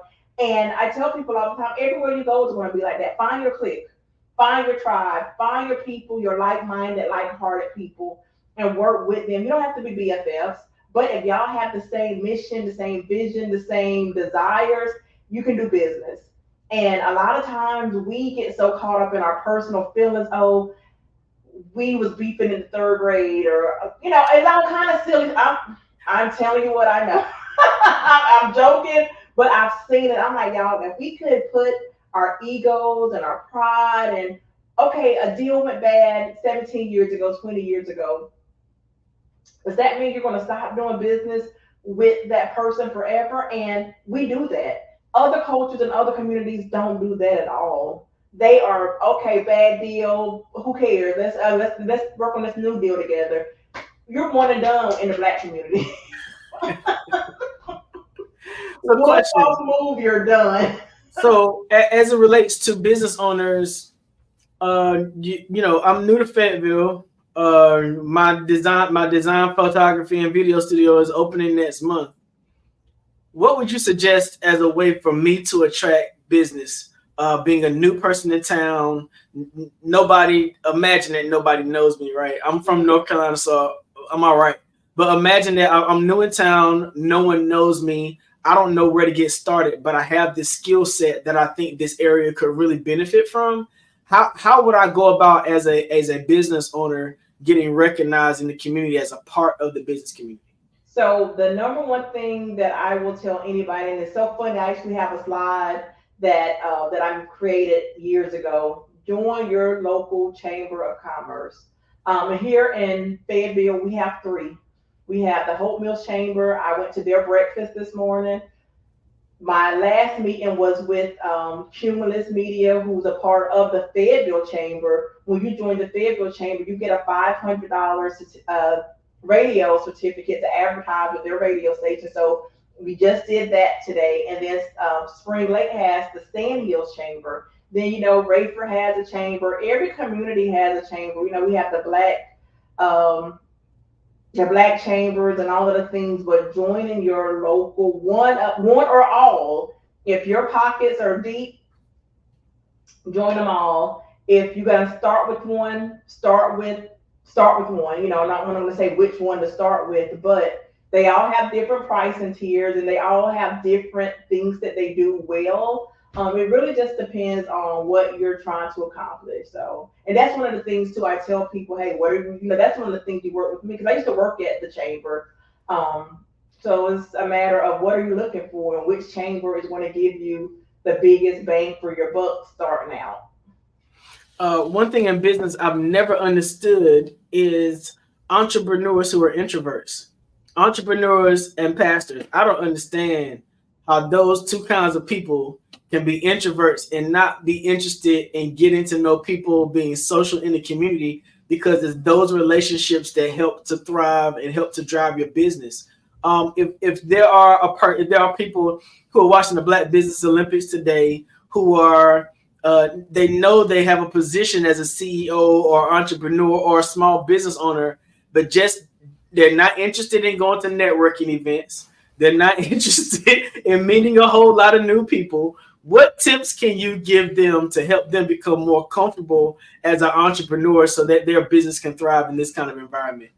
I will tell them, like I said, to hire a PR because that's serious. And I'm being serious because I deal with that with most of my clients. They want to run their business, but your brand has to be out there in the public. If you don't want to do it, hire someone to do it for you. But like I tell my clients all the time, there's only so much I can do for you because other decision makers want to work with decision makers. They don't want to go through third party. So I work with them to get comfortable on going out, like I said, shaking the hands, kissing the babies, because there's only so much your manager, people want to get to the decision maker. They don't want to go through that third party stuff. So I would recommend that they get comfortable. You don't have to go to everything because it will wear you out.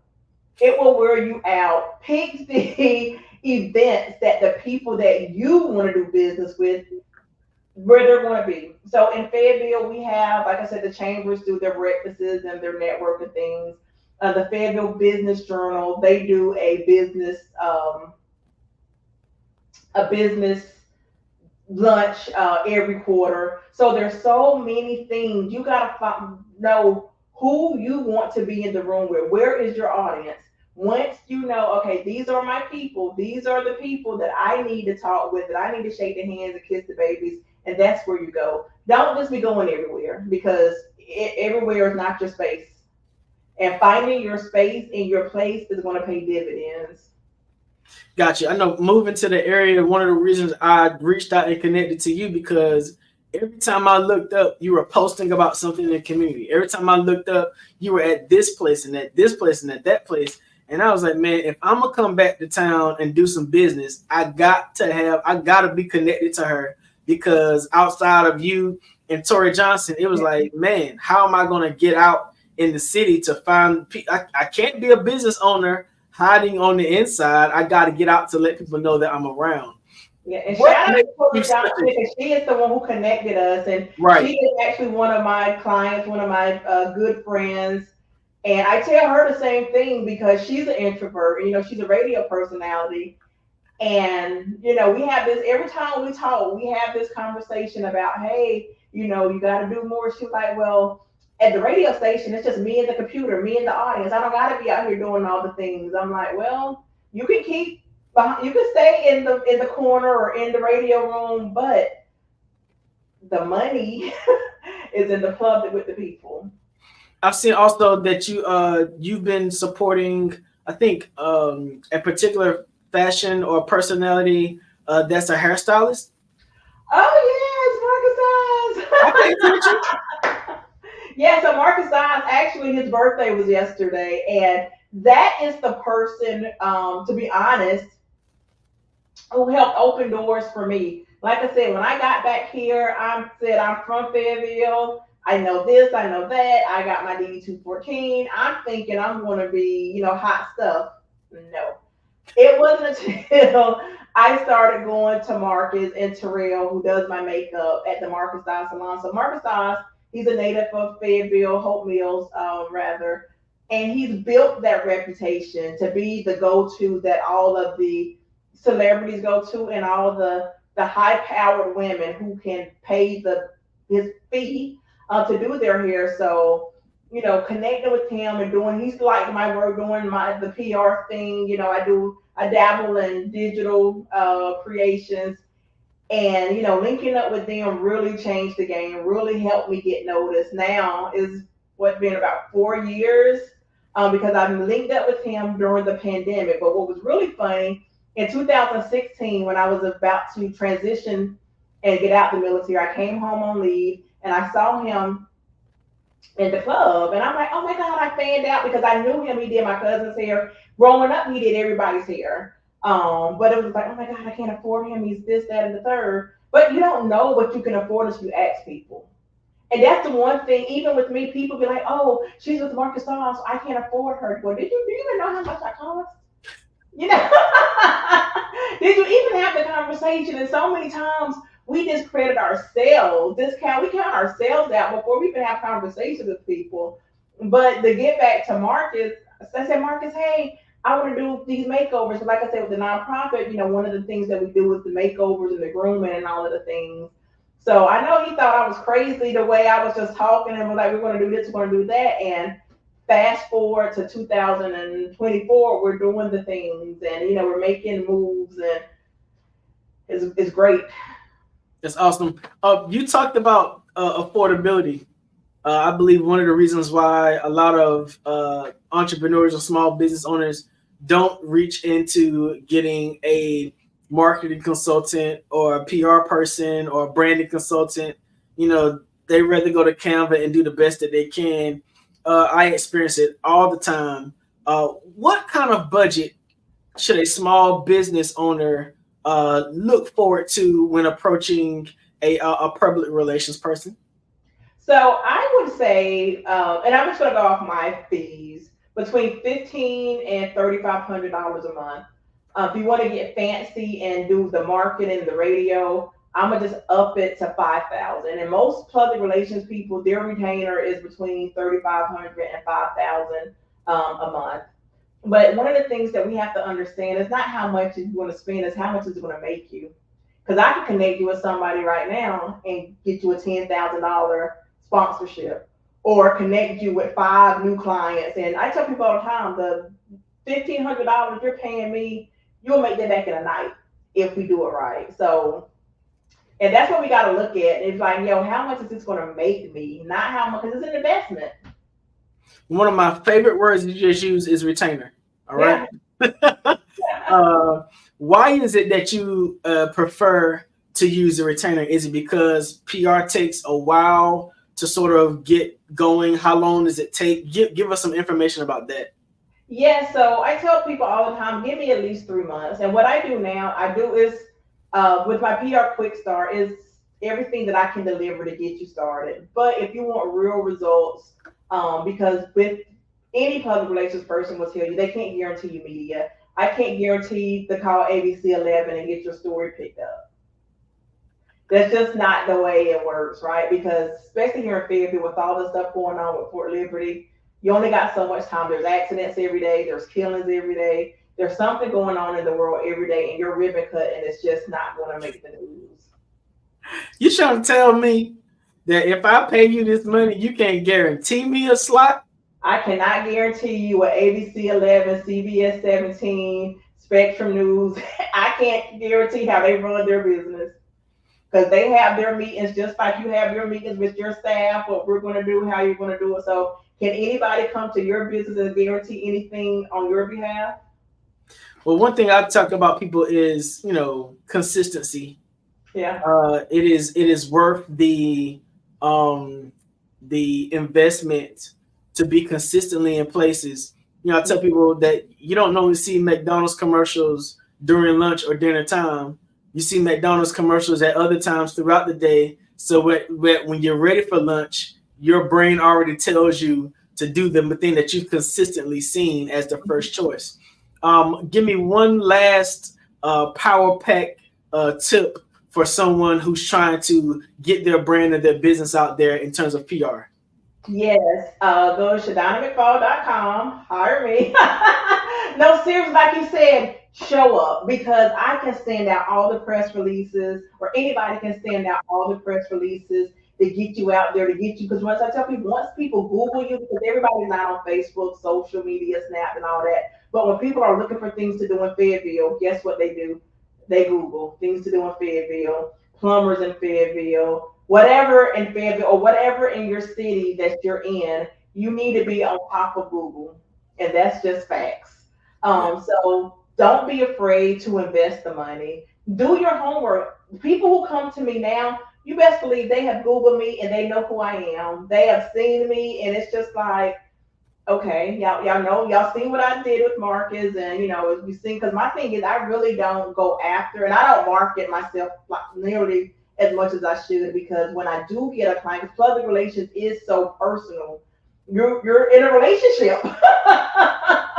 You are in a relationship with this person, with this business, knowing what they like, knowing what they don't like. So you can connect them with other things that they like, because they don't want everything. They're not, when people do PR, is way different from marketing. Because they are trying to everything. They just want anything to stick. And public relations, you're in these people's spaces. You're in their energy. So they don't want everything and everybody. So that would be my main thing, is invest in the right public relations person who knows the community, that can pick up the phone, send the email, and get things done like that. Because like I said earlier, I've been on a Cumberland County boot camp. Everybody knows me now. And it took 8 years to get there. 8 hard, long years of shaking hands and kissing babies and showing up to tell people, hey, this is what I can do. This is how I do it. And now we're rocking and rolling. So I'm happier than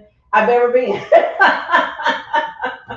Well, I'm glad that we were able to connect here in the Fayetteville, North Carolina area, but this is a global network. So why don't you let everybody else across the world know how they can get in contact with you for your public relations services? Yes, absolutely. Like I said, ShadonnaMcFall.com.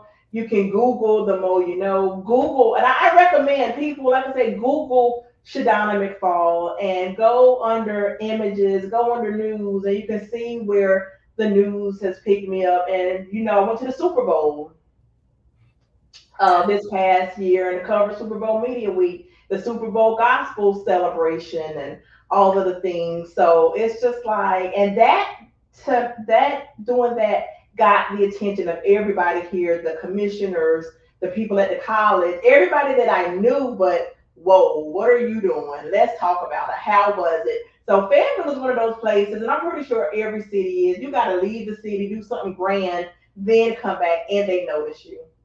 Well, one thing I've noticed was that you consistently share your story.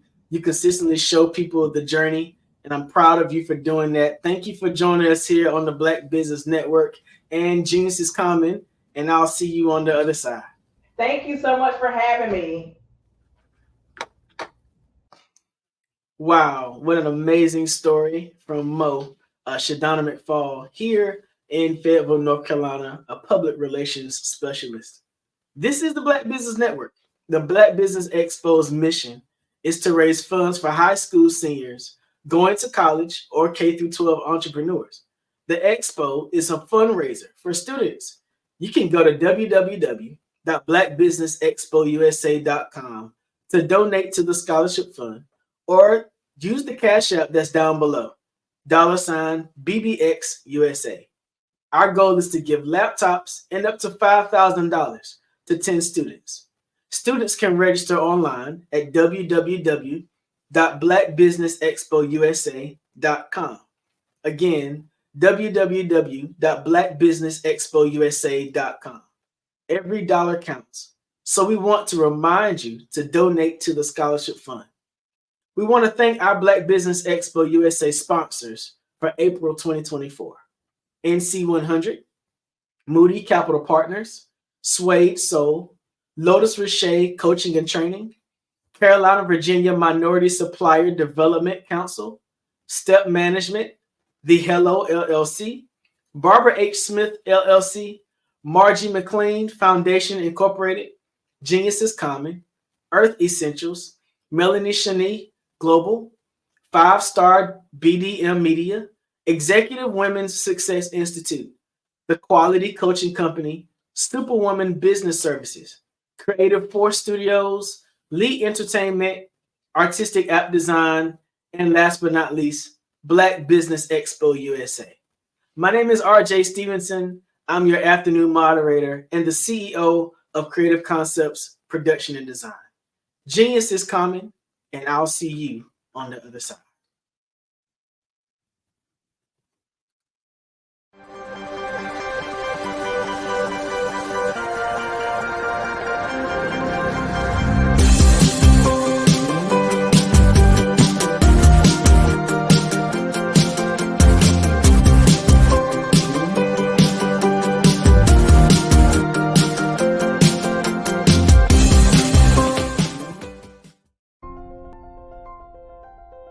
What if you could build your own city?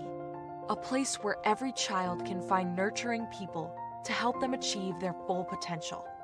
A place where every adult can access job training support. Where health education is abundant. Where social justice ruled the land. A place without limitations. Welcome. You have arrived at STEM City USA. It is what every city should be. A safe and trusted community where you find people and resources to help you become everything you are and beyond.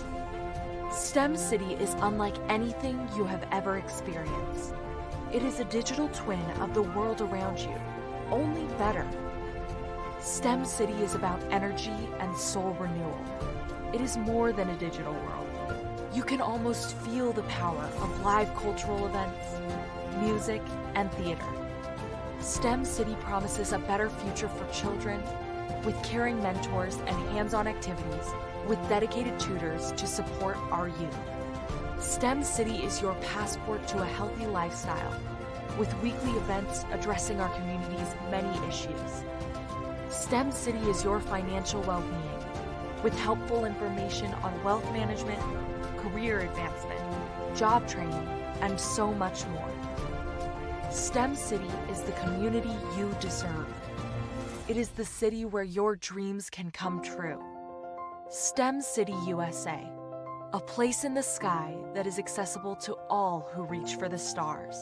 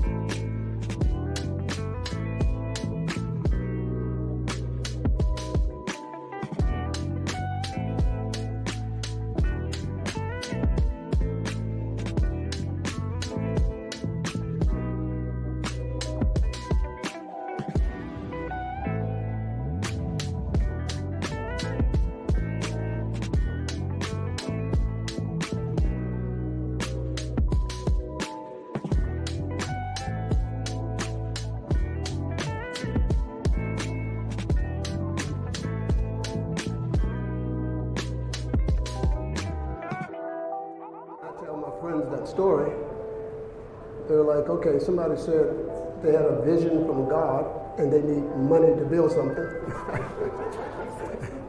And I was like, well, if this guy tells me that the sun's not going to come up, I would not get out of bed. That's who he is to me.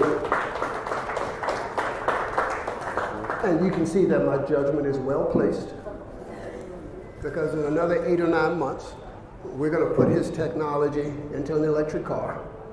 You know, people always say, well, why'd you build the car and the engine is not finished yet? I'm like, well, when the engine's finished, what are we going to put it in? You know? So we had to do the two parts, what we're doing.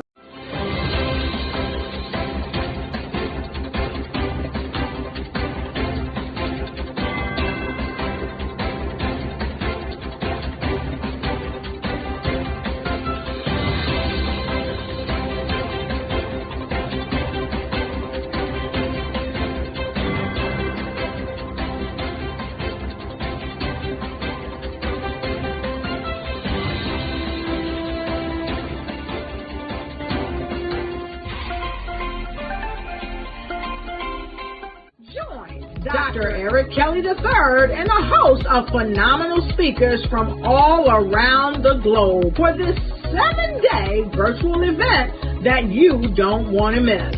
The mission of the Black Business Expo is to raise scholarship money from kids all the way from high school all the way from college. The Black Business Olympics is one of the largest Black business showcases in the world. It is an opportunity for businesses and companies to showcase their businesses globally. We are going to be giving away laptops up to $5,000 away to students. Again, I'm Olivia Appleberry, the founder of 2 Cents Finance and one of the speakers for the expo. I am so excited to see you there. For more info, go to www.blackbusinessexpousa.com or call 919-308-9090 and hope to see you there. I am Black Business. From the moment I wake until the time I sleep. Yes, I am Black Business. I am Black Business. Tell me, are you Black Business? I am Black Business. Do you support Black businesses? Listen, I support Black business because I am Black Business. Black Business Expo. One of the largest business showcases in the history of Black business in the world. The world! Sign up today at www.blackbusinessexpousa.com or call 919-308-9090. I am Black Business. I am Black Business. From the moment I wake until the time I sleep, I am Black Business. I am Black Business. Are you Black Business? I am Black Business. Do you support Black businesses? I support Black business because I am Black Business. Black Business Expo, one of the largest business showcases in the history of Black America in North Carolina. Join Dr. Eric Kelly III and the host of phenomenal speakers from all around the globe for this 7-day virtual event that you don't want to miss. The mission of the Black Business Expo is to raise scholarship money from kids all the way from high school all the way from college. The Black Business Olympics is one of the largest Black business showcases in the world. It is an opportunity for businesses and companies to showcase their businesses globally. We are going to be giving away laptops up to $5,000 away to students. Again, I'm Olivia Appleberry, the founder of 2 Cents Finance and one of the speakers for the expo. I am so excited to see you there. For more info, go to www.blackbusinessexpousa.com or call 919-308-9090 and hope to see you there. I am Black Business. From the moment I wake until the time I sleep. Yes, I am Black Business. I am Black Business. Tell me, are you Black Business? Black Business Expo. One of the largest business showcases in the history of Black business in the world.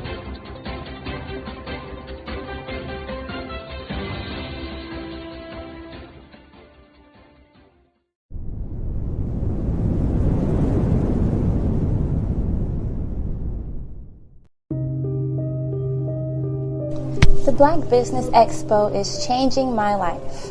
This year, they are giving away laptops and even $5,000 in cash to students just like me.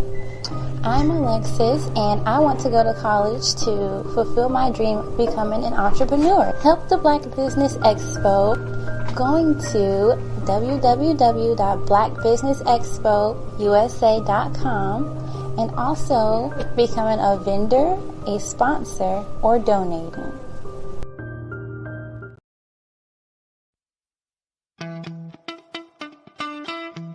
How many times have you been asked to help someone you didn't even know, a student, a business entrepreneur, or did you ever even ask, where did they end up? That business, that friend, that entrepreneur. Well, just maybe they ended up in a gang, bankrupt, homeless, or worse, dead. Maybe they turned to crime, drugs, and alcohol. Did you ever wonder? Did you destroy their dream, or was your life always so easy? At the Black Business Olympics, we started a movement to help students complete. Give them hope and foster success. Help them to leave their dreams of providing laptops, computers, and up to $5,000 in scholarship funds.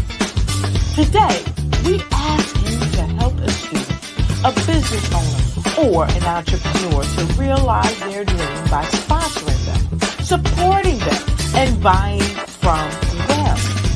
Consider this. With $1.6 trillion in our Black community, we only ask for a small donation for our students, our businesses, and our entrepreneurs. And you can change a life today. So I ask you, what are you going to do? Sit on the sideline and watch our students in high school be losers, miss out on their dream from lack of resources? Or are you going to donate to the movement and change their future and yours as well? Give us a call today at 919-308-9090. Change their life by investing with action to the Black Business Olympic Fund. The Black Business Olympics, one of the largest business showcases of Black business in the history of the world.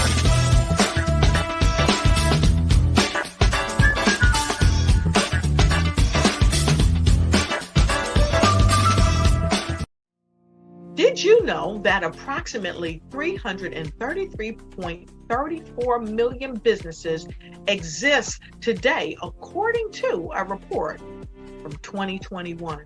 And you may be one of those businesses, or maybe you're not in the business market yet, but you're aspiring to be a business owner. Well, guess what? You're in the right place at the right time. Because let's face it, everything is about timing and opportunity. Hi, my name is Dr. Lotus Richey, and I'm the CEO and founder of the Lotus Richey Coaching and Consulting LLC, along with the Lotus Richey Ignite Show. 15 minutes of success with Dr. Lotus Richey, as well as books to boom your business and bring who you are. And today, I want to bring this amazing message to you about the Black Business Network and the Black Business Olympics. See, the Black Business Network and the Black Business Olympics is designed to help people just like you, that's right, that look like me, to take their business to the next level. Not just in your front yard or your backyard, but globally. The Black Business Network and Black Business Olympics is designed not to just help you survive, but to help you thrive. So join us today as we come together with businesses all around the world to support our students, our children, our young teens, our young entrepreneurs. What we do is we come together to help raise funds for students who are aspiring to be business entrepreneurs, who are aspiring and who are thriving in college. We endow them with a wonderful opportunity to gain scholarship of either a laptop or several thousands of dollars. And we invite you to help be a contributor to this amazing opportunity to help someone that looks just like you. So join us today at our website and let us connect with you and help you ignite and take flight in every area of your life on the Black Business Network and the Black Business Olympics. I'll see you on the other side.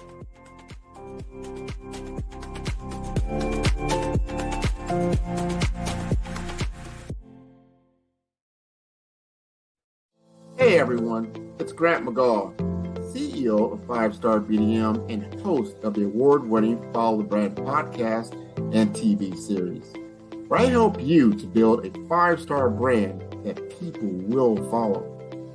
My genius is personal brand development through intelligent communication and helping you achieve your business and career goals. I am a requested speaker on digital technology and brand development issues. I want to work with you to increase the value of your current opportunities while attracting new ones. Every one of you is unique, and we all share challenges that can be addressed through smart branding. As a super connector, I work with you as an executive coach to guide you along the complicated business and career development road, providing the enhancement tools and information you need to succeed. Together, I will help you succeed in today's challenging business climate. I will evaluate and measure your progress. Best of all, I am right alongside you every step of the way. Build the brand called you. Genius is coming. Follow the Brand TV broadcast host, Grant McGaw, as he visits with top executives and entrepreneurs to find out their secrets of success with their personal brand. Follow the Brand TV broadcast host as he focuses on brand development to build better relationships, bring value to your business, relationships, and career. You will enjoy listening to each episode that is tailored to speak to you directly. If you're looking for this type of clarity in terms of building your brand, you have tuned into the right station. Each episode will help you to shape a conversation in the 5-Star BDM network of 20,000 professionals and become a springboard for your corporate engagement and business opportunities. Each guest will frame their story in the areas of personal branding, business development, career development, financial empowerment, and technology innovation. Grant McGaw explains why he is the CEO and owner of his own professional career. Grant is an accomplished business leader and entrepreneur who wants to give back to individuals to grow their personal brand strategy. Tune in as he weaves his story about new possibilities, while to you exceed expectations. If you love storytelling, this show will make for fun.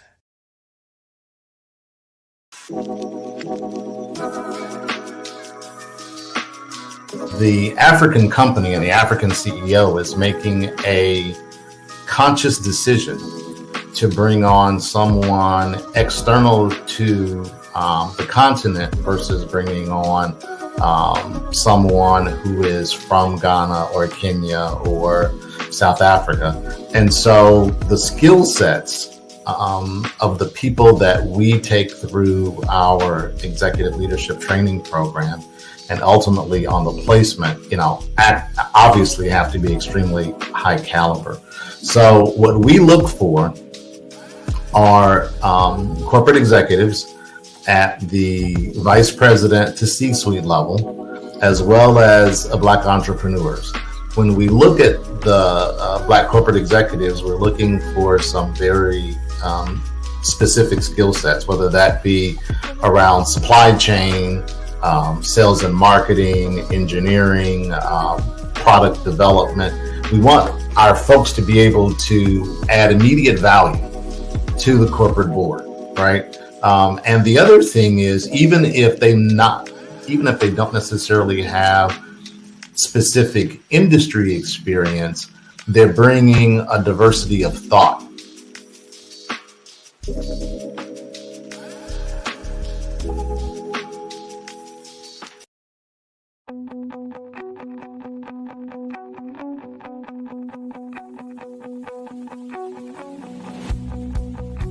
I am Black Business.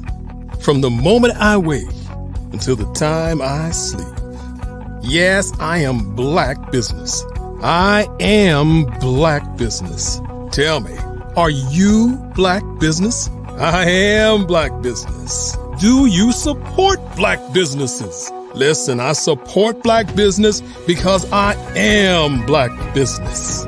Black Business Expo, one of the largest business showcases in the history of Black business in the world. The world. Sign up today at www.blackbusinessexpousa.com or call 919-308-9090. I am Black business.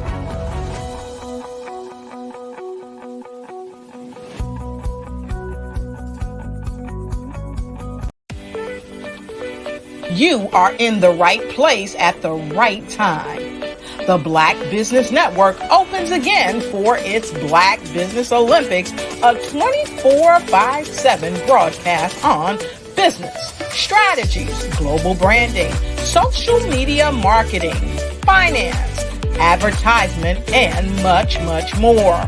Featuring the top, most powerful entrepreneurs and speakers and thought leaders from all around the world as they gather together for this phenomenal event. Join the Black Business Network streaming live into the metaverse, STEM City USA, Black Multiverse, Pod TV, Roku, Hulu, iHeartRadio, Apple TV, YouTube, TikTok, Instagram, Google Podcasts, Facebook, LinkedIn, IBM TV, Spotify, and Twitch.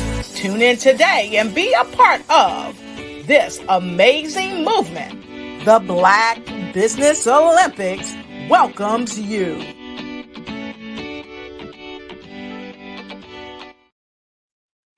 Good afternoon again, business owners, entrepreneurs, thought leaders, and corporations. Welcome to the Black Business Network. My name is RJ Stevenson, CEO of Creative Concepts Production and Design, and I am your business moderator for this afternoon on the Black Business Network. The Black Business Network is a 24-hour business network showcasing Black businesses, business owners, entrepreneurs, and thought leaders worldwide. We have speakers from North Carolina, London, Singapore, Africa, Japan, and cities all over the United States. The Black Business Network is a global community sharing its business knowledge to empower, inspire, and educate businesses about business. Our keynote speaker this afternoon will be Mr. Henry Ward, joined by a fireside chat with Mr. Grant McGaugh. Gentlemen, how are you this afternoon? Just fine, RJ. Great, RJ. Wonderful. How are you? Wonderful. Genius is coming. I look forward to the encounter, and I'll see you all on the other side. Awesome. Thank you. Henri, we get to meet again. How are you? We do, Grant. How are you doing?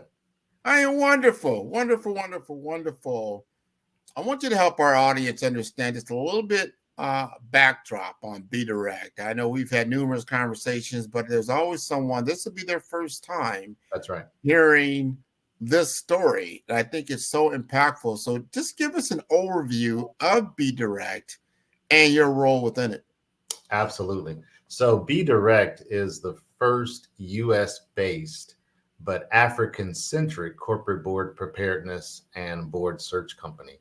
Our focus is to take Black executives at the vice president to C-suite level, as well as accomplished Black entrepreneurs, and take them through a 8-month training program to prepare them to sit on corporate boards on the African continent. Just to give our audience a little backdrop, and I'm really glad that you brought that up. Our founder and CEO, Larry Yan, has actually been doing business on the African continent now for close to 20 years. He was the COO for a consulting company, and he is the CEO of several other companies, one being a cybersecurity company that does business on the African continent, and the other a call center company that does business on the African continent. So over a period of time, what he realized was that there was a need on both sides. There was a need for Black executives and then Black entrepreneurs to actually get corporate board experience that they were not necessarily getting those opportunities here in the United States. But he also saw a need on the African corporation side for them to have a couple of things. One, for them to have access to Black entrepreneurs and Black executives that could bring additional skill sets and add additional immediate value to their corporate boards, and also to bring what I call a diversity of thought. Because the reality is that if you are sitting on a corporate board right now in Ghana or Kenya or South Africa, there's a very high likelihood that all of the other folks on that board are from the same country, and many perhaps even from the same region. And so what he saw was a market for Black executives and Black entrepreneurs to get experience that they weren't getting here in the United States, and also a market for Black corporations to get skill sets that they need, and quite frankly, also access to markets perhaps that they weren't getting before. And so that's kind of the backdrop and market driver behind why Be Direct was created. It was created to fill a very specific need. And that need is so prevalent, especially in the U.S. And I hate to say it, but it's been unfortunate over time that, we make up 13 to 15% of the population. Only less than probably 2 to 3% of those executives in corporate America are of the African, or I would say that the Black American persuasion. Yeah. Which I don't know if a combination of just experience, is it opportunity, is it capability? I mean, where do we sit? So being able to then get an opportunity in the African continent, which is a plethora of different countries there, and that they see the need, or not even just the need, that they see that, hey, here is a whole group of individuals that could help us in what we want to do, and giving them opportunities. So you've had, I believe, a couple of cohorts already go through your program.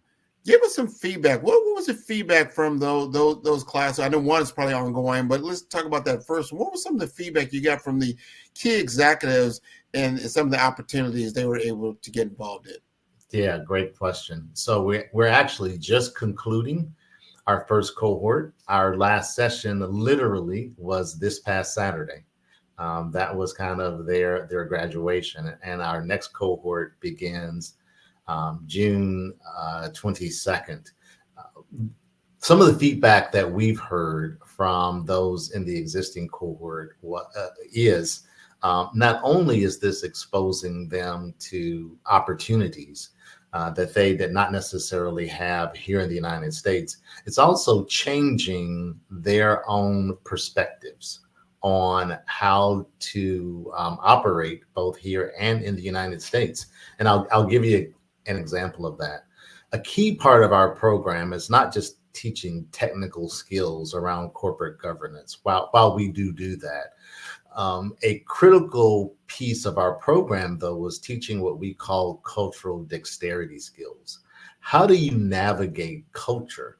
And a part of what some of our participants have told us is, this has been a life-changing experience for them. And, you usually don't hear that when you're talking about corporate governance training. People normally don't come out of corporate governance training and say, wow, this has changed my life. But that is really the feedback that we're hearing. And really, it's because of this mixture of corporate governance and cultural dexterity, where our participants are getting insights not only into governance, but they're getting insights into themselves. They're getting insights into how they operate in different circumstances with different types of people. And, many of us have taken test or assessments like Myers-Briggs, or we've taken other types of personality assessments. And a part of what we do in Be Direct, in addition to the technical training, in addition to the executive coaching, we administer several personality assessments. And so these cohort members get to tap into how they actually think. Are they predominant left brain thinkers? Are they predominant right brain thinkers? Are they holistic brain thinkers? When they approach solving problems, how do they approach problem solving? Do they approach it from an analytical standpoint? Do they approach it from a relationship building standpoint? And so all of those types of characteristics go into our training. And, you know, the most powerful feedback that we've gotten from our participants is, you know, this really helped me delve deeper into who I am as a person, right? This has helped me not only in terms of being able to, you know, be a valuable player on an African corporate board, or quite frankly, any corporate board, but this has helped me in terms of my personal relationships. This has helped me in terms of really understand how I look at problem solving. One of the folks that we had in the program, he basically said, you know, once he finished one of these assessment tests, and he had actually taken this particular assessment once before, but when he took it this time, what he found out was that the realities of what the tests were showing him really were in terms of how he operated, both with his subordinates, with peers, and with leadership above. And so that's a really key takeaway. Another key takeaway that this particular cohort told us was they were absolutely blown away in terms of the caliber, one, of the other cohort members, and two, the caliber of folks that we were bringing to the table in order for them to interact with. For instance, their second to last cohort training session, we actually had a panel discussion of Black and other corporate board members who sat on corporate boards of South African companies, both public and private. And so what we were able to bring to the table were women, Black African and white African board of directors members who were sharing their own experiences in terms of what does it mean to be a corporate board director on the African continent. In their graduation service this past Saturday, we actually brought to the table a person who is just absolutely phenomenal. I will mess up her last name, and so I won't attempt to try it on live air. But her first name and her title is Dr. Rufaro. Rufaro is her first name. And she actually is a PhD, but in addition to that, she currently sits on 2 or 3 corporate boards in South Africa. She is not South African. I believe she is from Zambia. Mm-hmm. And so what she talked about was not only the cultural diversity and cultural dexterity of being a Black African, sitting many times on white corporate boards on the African continent in South Africa, but being culturally different from those who are South African. And so those who look at her saying, well, you may not know our culture because although you're from the African continent, from Zambia, you're not South African. And so in her own way of adaptation, even though she is a Black African, she is an indigenous Black person on the African continent, she had to go through her own cultural dexterity and cultural awareness and understanding the fact that she would be viewed as other coming into South Africa, and she told her story, and it was absolutely phenomenal.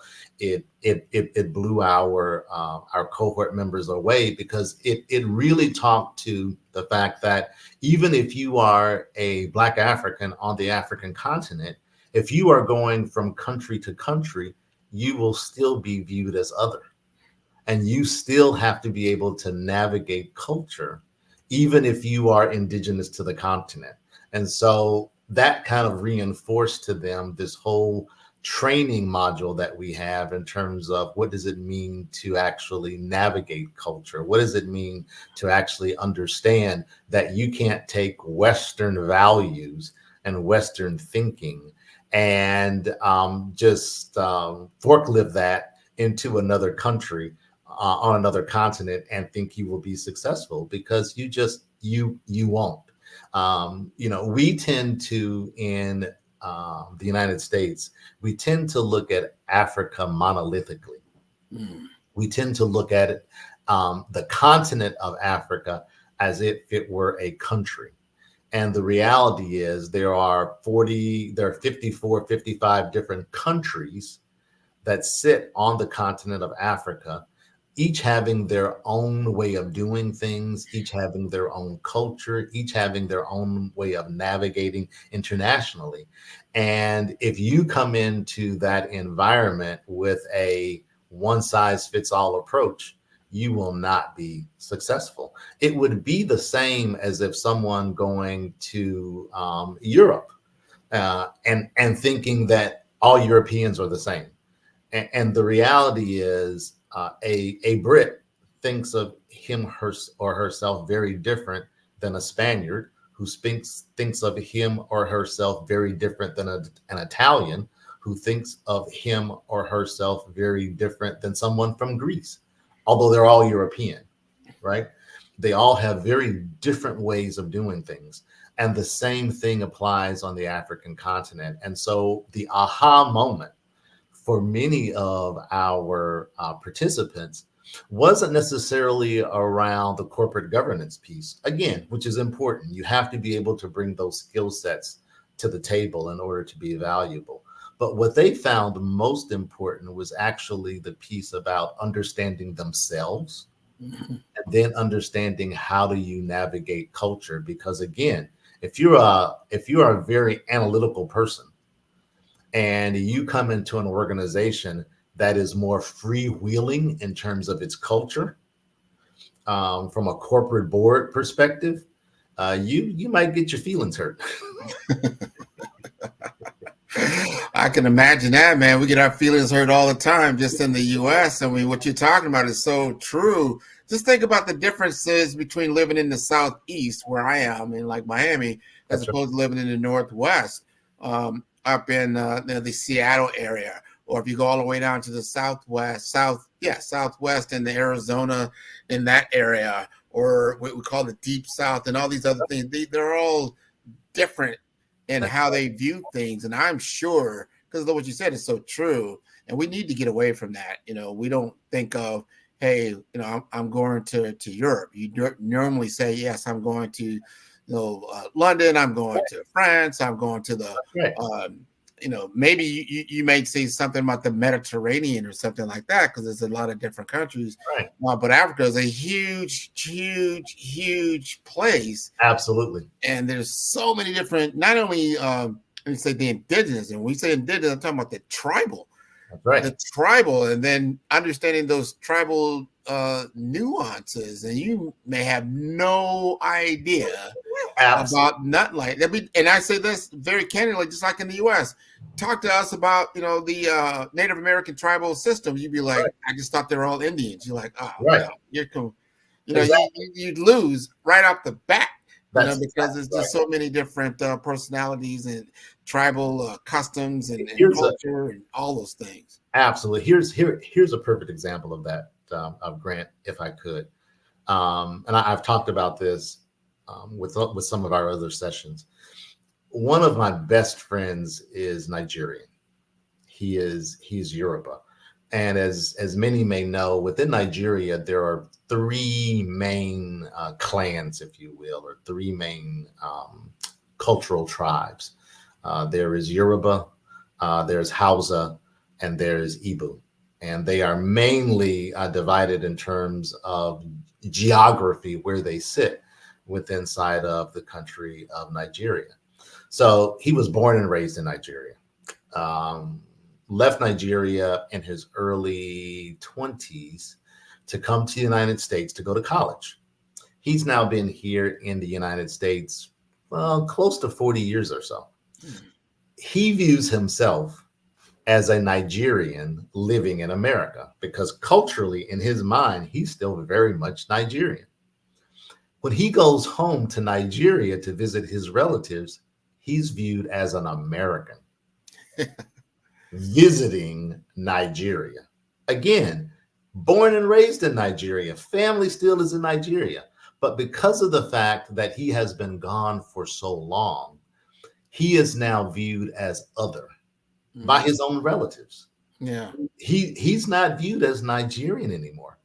He's viewed as American. And that's one of the things that we also spend a lot of time in terms of our onboarding process and a lot of time in terms of our training process, training folks to understand that even though you may have the same amount of melanin in your skin as those folks, as Africans on the continent, you are viewed as an American. And while there is a desire to get to know you and a desire to do business with you, understand that you still have that cultural barrier that you have to deal with. Just as my friend who born and raised in Nigeria is now considered an American, right? Because and what's interesting is I've heard that story many times from many people, from those who were born and raised in Haiti or born and raised in Jamaica or born and raised in Ghana, who have spent time in the West, have spent time here in America. And when they go home, they're not viewed as, Haitian or Ghanaian or Jamaican anymore. They are viewed as American. And it's being able to understand, how do you first come to that realization, right? Because it can be very jarring for someone who was born and raised somewhere to go back home. You know, that old saying, you can never go home again. But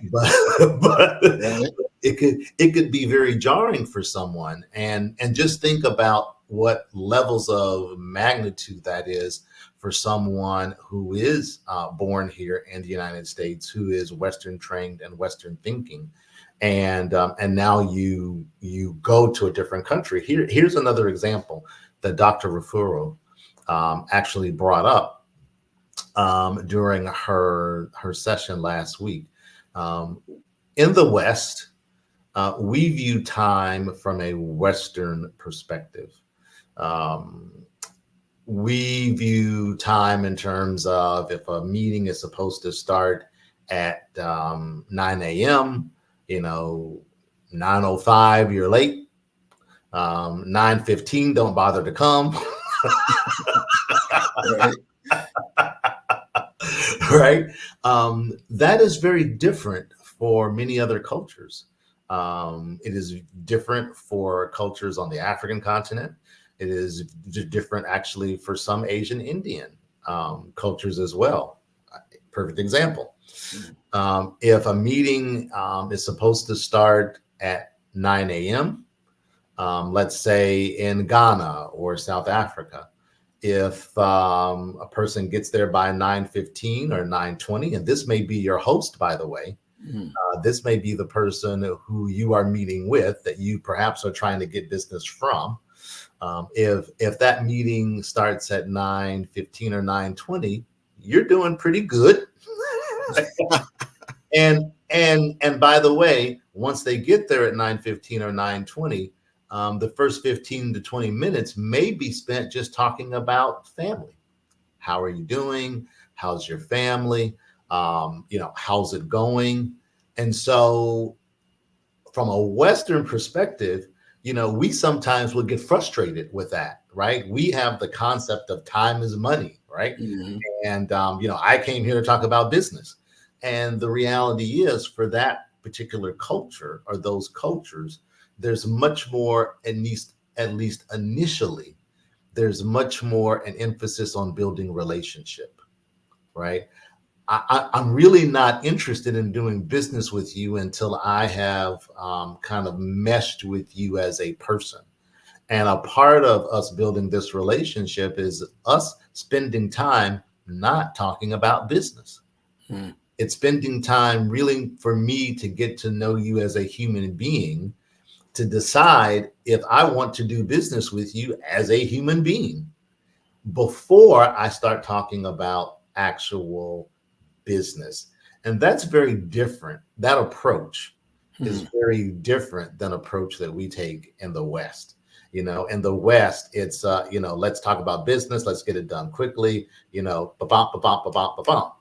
And that's not the reality of the way business works in many countries on the African continent. And one other thing, there is also a difference between doing business in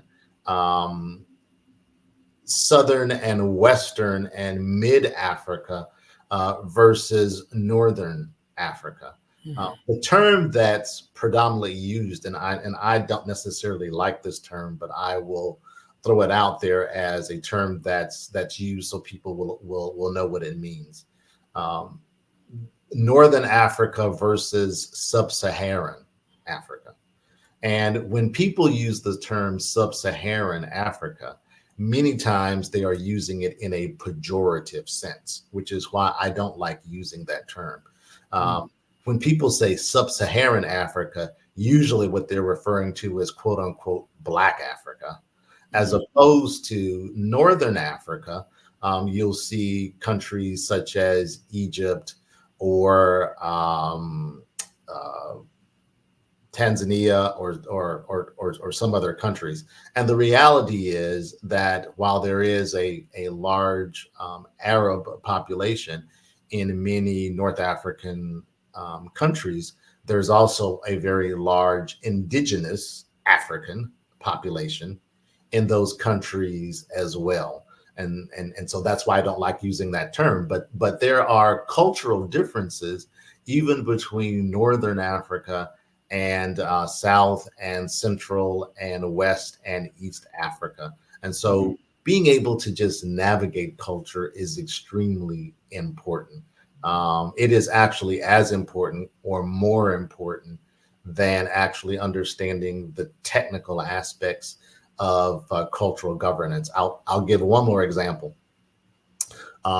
During the panel discussion in which we had current corporate board members of African companies to talk to our cohort, one of the corporate board members, who happened to be a Black male who sits on at least, I think, 2 corporate boards on the African continent, specifically in South Africa, he made a comment in terms of many times Americans will come into South Africa or they will come into other African countries expecting to export their way of doing business.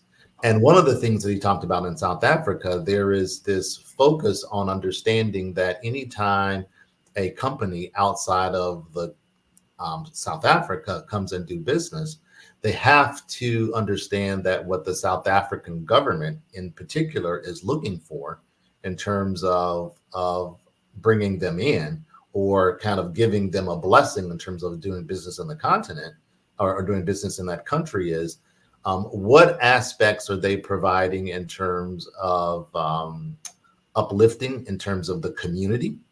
So what community services are they bringing to South Africa in addition to just monetary value? And then also, what are they doing in terms of to help the indigenous African supply chain? Mm-hmm. So let's say a large company comes in, multi-billion-dollar US company comes in. what they will be evaluated on is not just, the amount of monetary value that they're bringing to the South African government, the South African community, but how are they building up community within South Africa, and how are they helping other Black businesses as a part of their supply chain?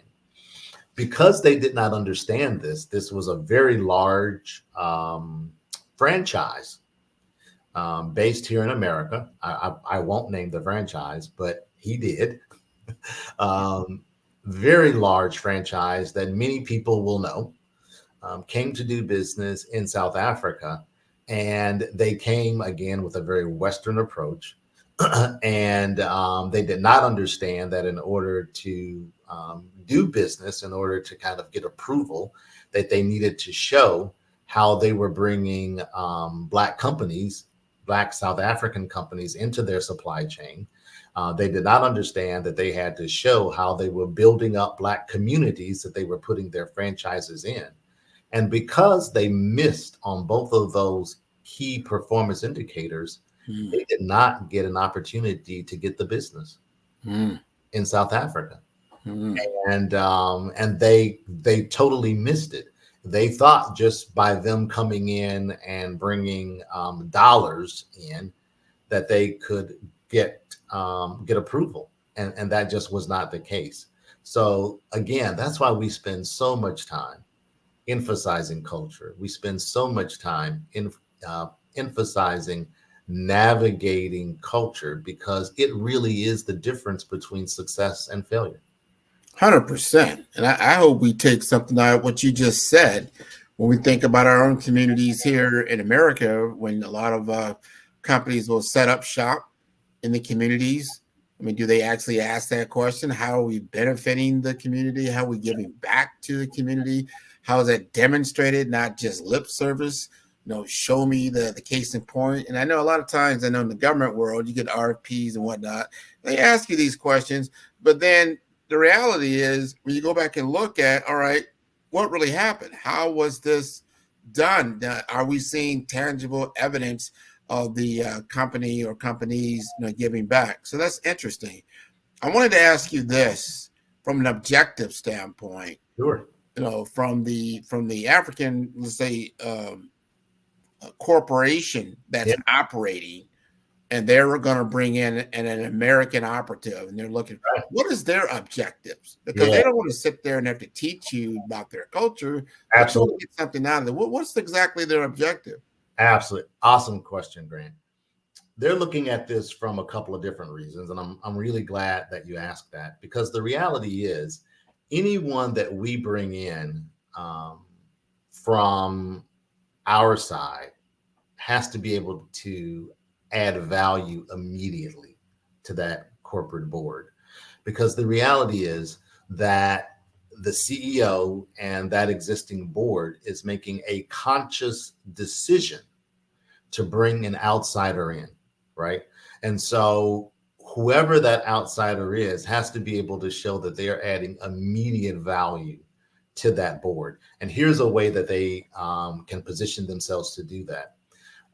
Either through skill set value, functional skill set value, through industry value, or through access to market value. And I'll go through each one of those. From a skill set value, and all boards are different. And I want folks to understand this. Corporate boards, when I say corporate boards are different, what I mean is that when a corporate board is looking, even in America, when a corporate board is looking to bring someone on as a new member, they're really looking to figure out, how do I fill a hole that I don't have filled right now? Whether that hole be around skill sets or industry. So for instance, in the United States, you may have a corporate board where now these days, cybersecurity is such a huge issue. So any American corporate board now may want to make sure that they have someone on their board that has really strong cybersecurity skill sets. From a industry perspective, that person also would probably want to have industry experience in the industry that this corporate board operates in. The same thing holds true for corporate boards on the African continent. They may be looking to fill a skill set perhaps around sales and marketing, or perhaps around product development and or supply chain. Something I want to make sure there's difference between being what we call an operator and being a corporate board person, meaning that you don't come onto the corporate board to have day-to-day operations experience, meaning that even if I'm bringing you in as someone with strong sales and marketing experience, I don't expect you to work directly with my sales and marketing team to go out and do deals, right? There's a saying, eyes in, hands out, right? So the corporate board is there to be in an advisory role and in a policy-making role, not in a day-to-day operations role. But the skill sets that board is looking for could be unique board to board. Many are looking for people who might have access to the U.S. market, right? So, and you may not think in your current position that you can fill that, but the reality is that you may know someone who may know someone who may know someone who can help this company get access to different markets. And so in terms of what the value that these corporations are looking for, they're looking for people that have specific functional skill sets that can help them grow. They're looking for people that have specific industry skill sets that can help them grow. And they're looking for people that have market access that can help them grow. Notice there is something common about all of those three examples that I gave, and that is that can help them grow. Yes. Right. Yes. Right. Yes. You're looking for people that they're looking for people that can help them grow. 100% on that. And once you understand the objectives, it makes it easier. Then it's just a communication style. What you can do, make sure you're like, when in Rome, do as the Romans, Right. kind of thing. Right. At the same time, you could probably educate them a little bit more on American lifestyle. Sure. And Sure. And glad you asked that too. So it becomes a two-way street, right? And that's kind of phase 2 of our Be Direct kind of multi-generational product plan, if you will. So phase 1 is training U.S. executives and entrepreneurs on how do you position yourself to be a corporate board director on the African continent. Phase 2 is actually working with African CEOs and corporate boards in terms of how do you now navigate culture with Americans, right?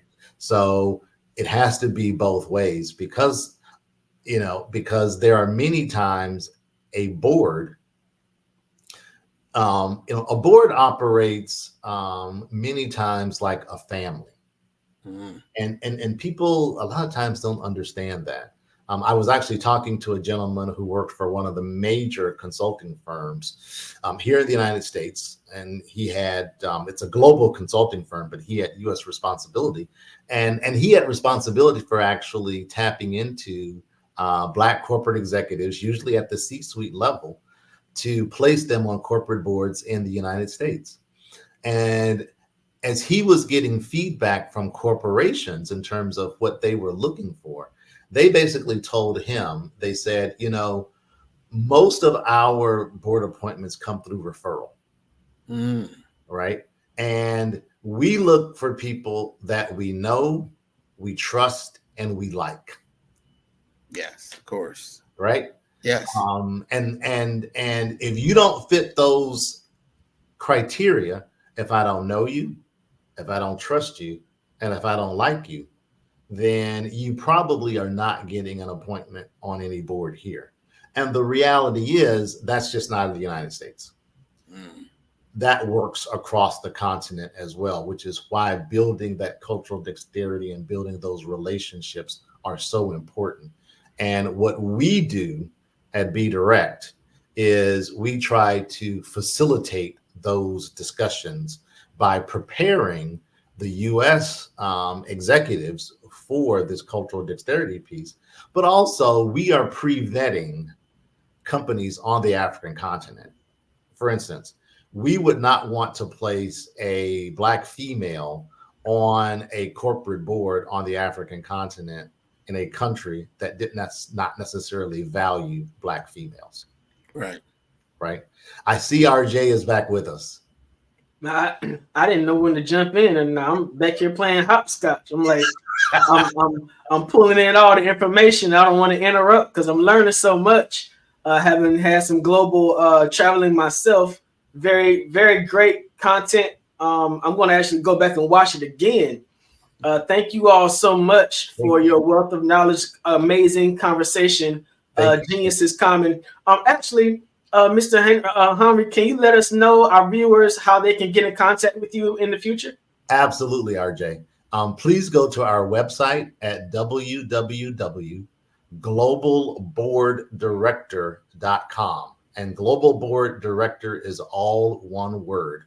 www.globalboarddirector.com, and take a look at our video. Once you take a look at our video, there is a section on the website that talks about U.S. executive applications.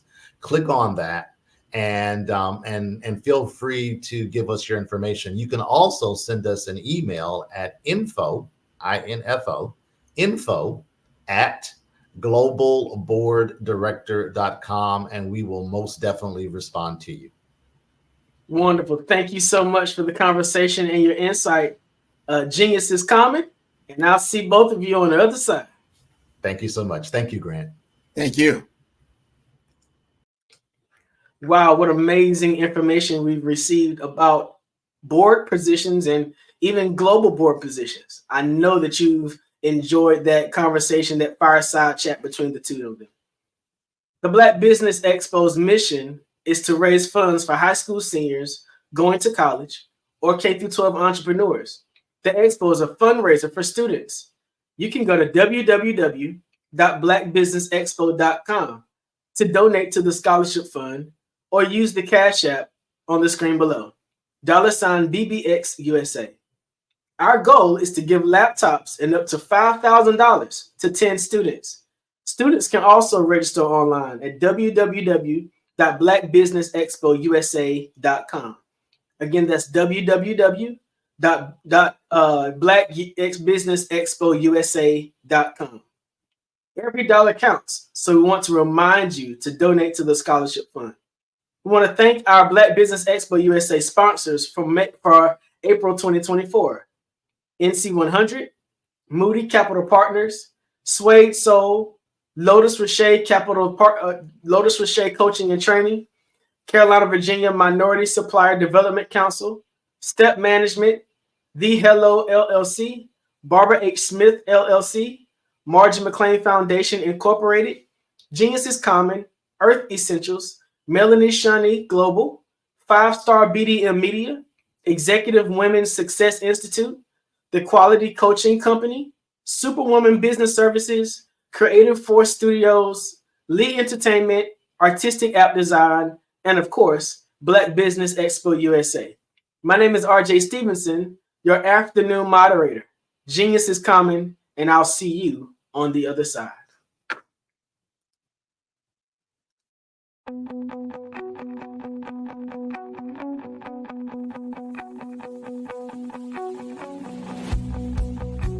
I am Black Business. From the moment I wake until the time I sleep. Yes, I am Black Business. I am Black Business. Tell me, are you Black Business? I am Black Business. Do you support Black businesses? Listen, I support Black business because I am Black Business. Black Business.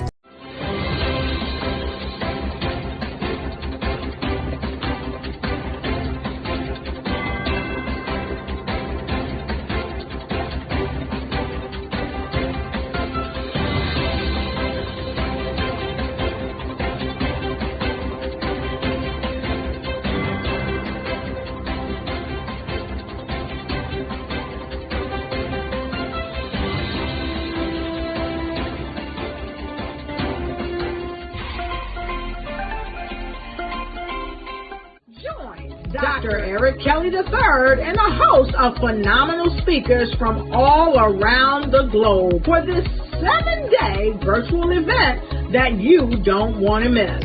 The mission of the Black Business Expo is to raise scholarship money from kids all the way from high school, all the way from college. The Black Business Olympics is one of the largest Black business showcases in the world. It is an opportunity for businesses and companies to showcase their businesses globally. We are going to be giving away laptops up to $5,000 away to students.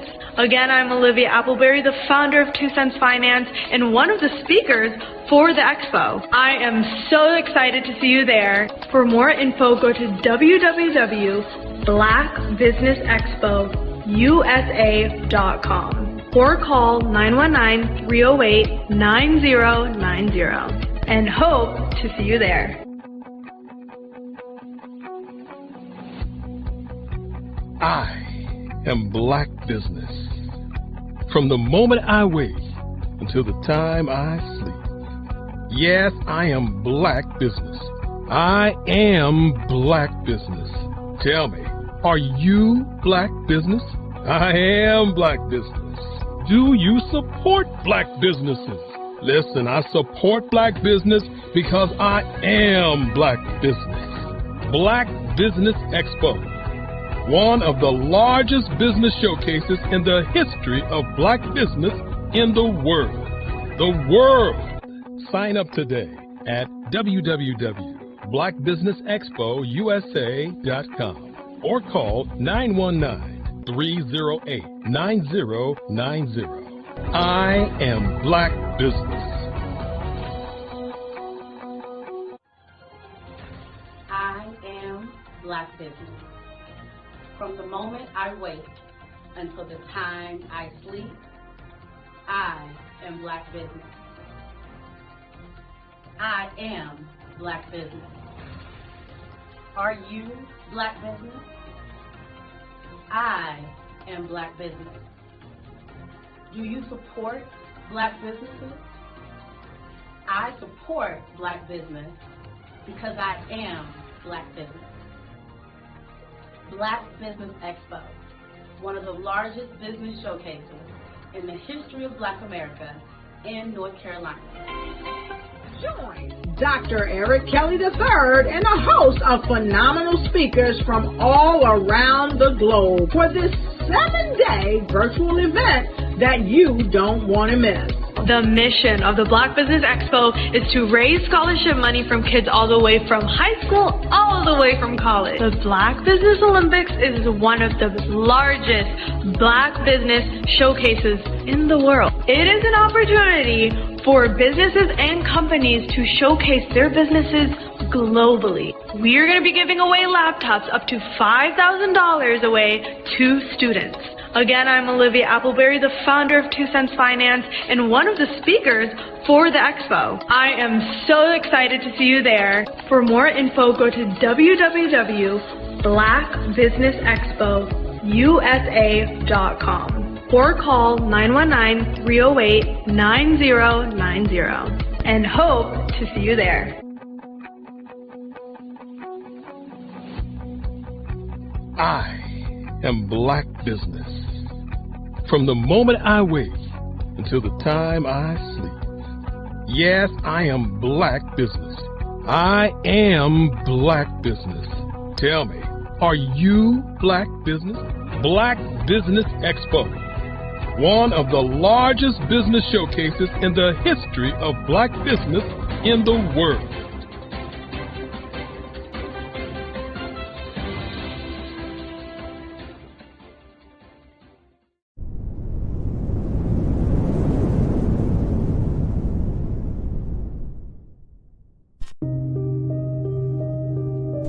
The Black Business Expo is changing my life. This year, they are giving away laptops and even $5,000 in cash to students just like me. I'm Alexis, and I want to go to college to fulfill my dream of becoming an entrepreneur. Help the Black Business Expo going to www.blackbusinessexpousa.com and also becoming a vendor, a sponsor, or donating.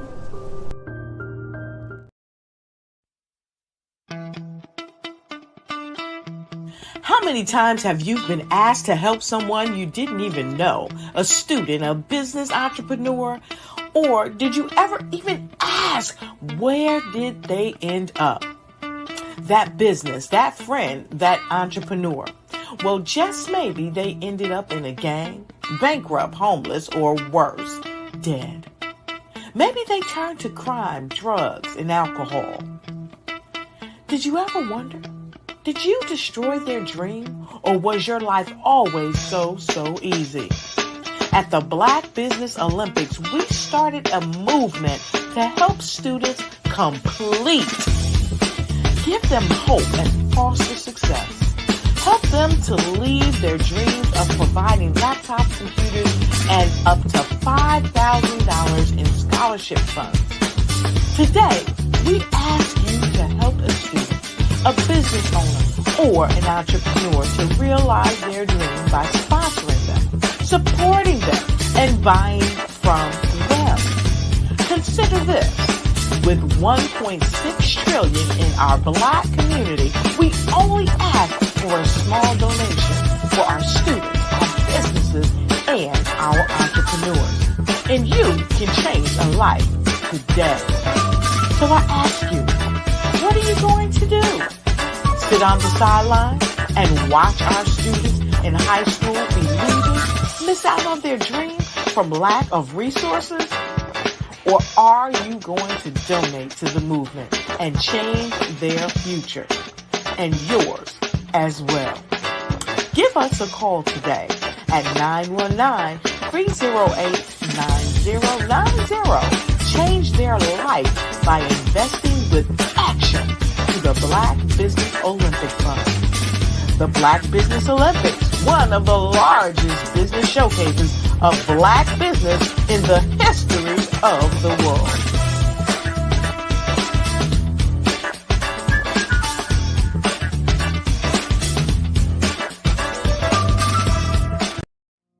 Did you know that approximately 333.34 million businesses exist today, according to a report from 2021? And you may be one of those businesses, or maybe you're not in the business market yet, but you're aspiring to be a business owner.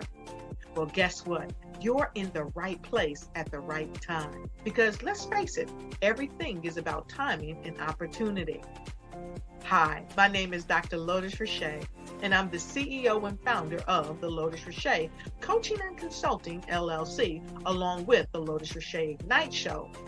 15 minutes of success with Dr. Lotus Richey, as well as books to boom your business and bring who you are.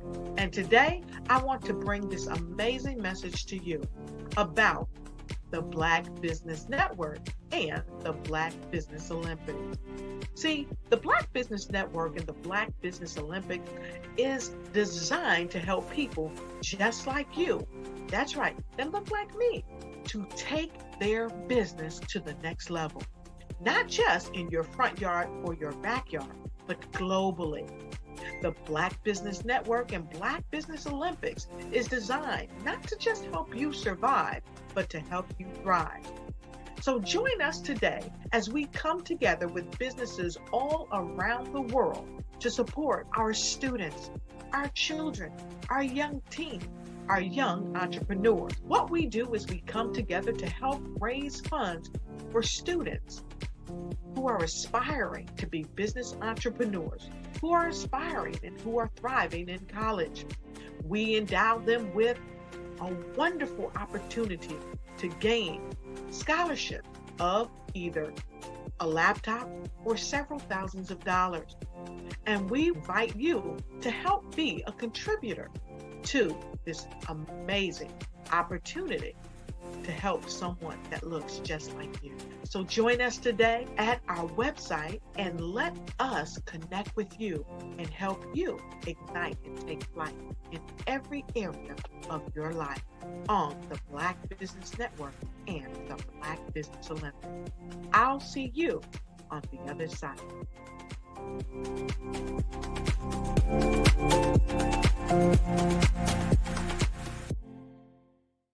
Are you a forward-thinking entrepreneur or business owner? The world is changing faster than ever, and it's time to pivot and adapt to the future. Hello LLC is here to help you do just that. Hello stands for helping enterprises leverage leading-edge optimizations. Our innovative solutions can streamline operations, reduce overhead costs, and give you a competitive edge in a market projected to reach $5 trillion by 2030. By pivoting to the metaverse, businesses can tap into a rapidly growing market that is projected to be a significant part of daily life for 25% of Americans by 2026.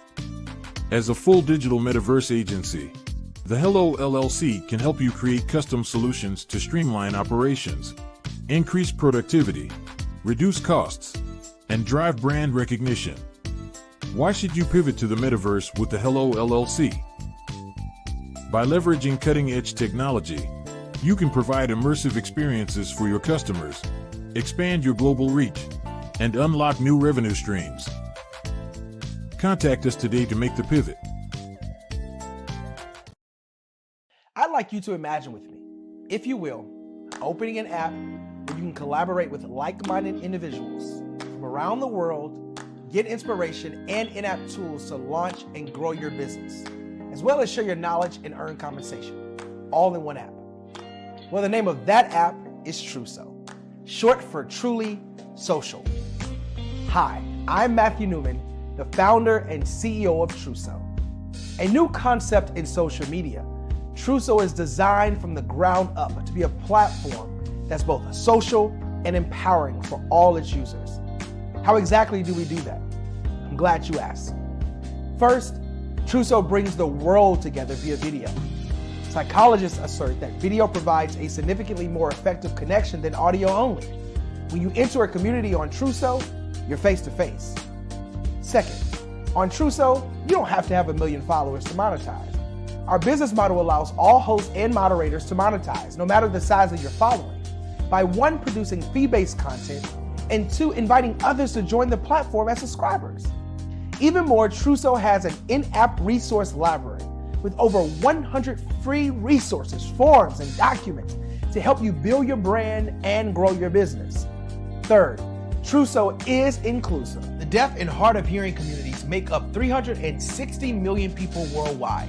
Unlike audio-only apps, Truso embraces this community, providing a networking platform that allows them to participate via video and closed captioning. We even have a deaf and hard of hearing foundation in the works as well. Fourth, Truso is both social and safe. We refer to Truso as a virtual extension of the beauty shop, barbershop, and brainchild of the community. A place where there's laughter, along with wisdom, growth-oriented conversation, and genuine connections in a safe space. Truso even has proprietary security to ensure we maintain a safe environment for everyone. Where are we at now? Truso is live, y'all. We've launched in beta and we're acquiring users daily. We have an incredible development and marketing team, plus amazing celebrity influencers at the table, helping us spread the word around the globe, beginning within the African diaspora and beyond by creating a safe space for growth, connection, and collaboration. We're truly excited about Truso. We've created something special for which there is a global market. And we invite you to embark on this journey with us as a shareholder. The future for Truso is truly bright. Join us and let's go there together.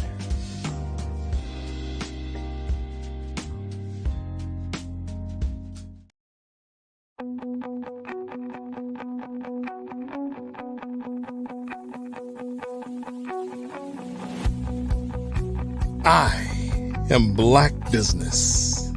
From the moment I wake until the time I sleep. Yes, I am Black Business. I am Black Business. Tell me, are you Black Business? I am Black Business. Do you support Black businesses? Listen, I support Black business because I am Black Business. Black Business Expo, one of the largest business showcases in the history of black business in the world. The world! Sign up today at www.blackbusinessexpousa.com or call 919-308-9090. I am Black Business.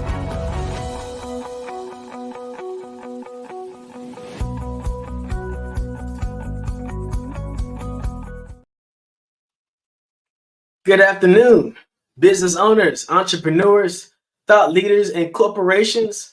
Welcome to the Black Business Network. My name is RJ Stevenson, the CEO of Creative Concepts, Production, and Design. I am your business moderator for this afternoon on the Black Business Network. The Black Business Network is a 24-hour business network showcasing Black businesses, business owners, entrepreneurs, and thought leaders worldwide. We have speakers from North Carolina, London, Singapore, Africa, Japan, and cities all over the United States. The Black Business Network is a global community sharing its business knowledge to empower, inspire, and educate businesses about business. I'd like to introduce you to this afternoon's keynote speaker, Dr. Dennis Miles Goffin. Dr. Dennis Miles Goffin is an expert in business management for religious and nonprofit organizations.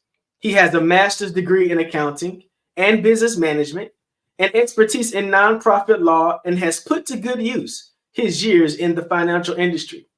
Dr. Goffin's expertise also includes administration and leadership skills. He is able to offer all of this to clientele, the ability to become completely automated from payroll, accounts payable, and inventory control to personnel management. He is also a professional clergyman with over 50 years in the ministry and over 30 years in business. Please welcome to the Black Business Olympics, Dr. Dennis M. Goffin. Dr. Goffin, thank you for joining us today. Glad to have you here. Thank you. Glad to be here. I have read your extensive bio and am excited about all that you're going to share with us this afternoon about accounting, nonprofit law, and business development. Good. I'm looking forward to it. So you have over 50 years experience in the industry. Can you tell us a little bit about how you got involved in the industry itself? Well, it was a passion of mine from my days in high school. I found out I was a pretty good numbers guy. So I did well in math and algebra and calculus. And so I had a passion to do numbers. And that's what led me to get my first MBA in business. But I also had a passion because I grew up in the church to do something in the nonprofit sector. So one of the things I specialized in was nonprofit law and of course, and then nonprofit accounting. Those two areas I found very interesting to get into the nonprofit sector. So I built my business around those two earmarks, knowing what nonprofit law was for a lot of nonprofit organizations and knowing how the nonprofits could set up what we call fund accounting. So with both of those, I just became a specialist in those areas. So nonprofit accounting, is that nonprofit accounting different from regular small business or corporate accounting? Yes, it is. It is like it says. It's called fund accounting, F-U-N-D, which means it's a management of a collection of funds that you pull together for nonprofit organizations. Now, there's two kinds of fund accounting.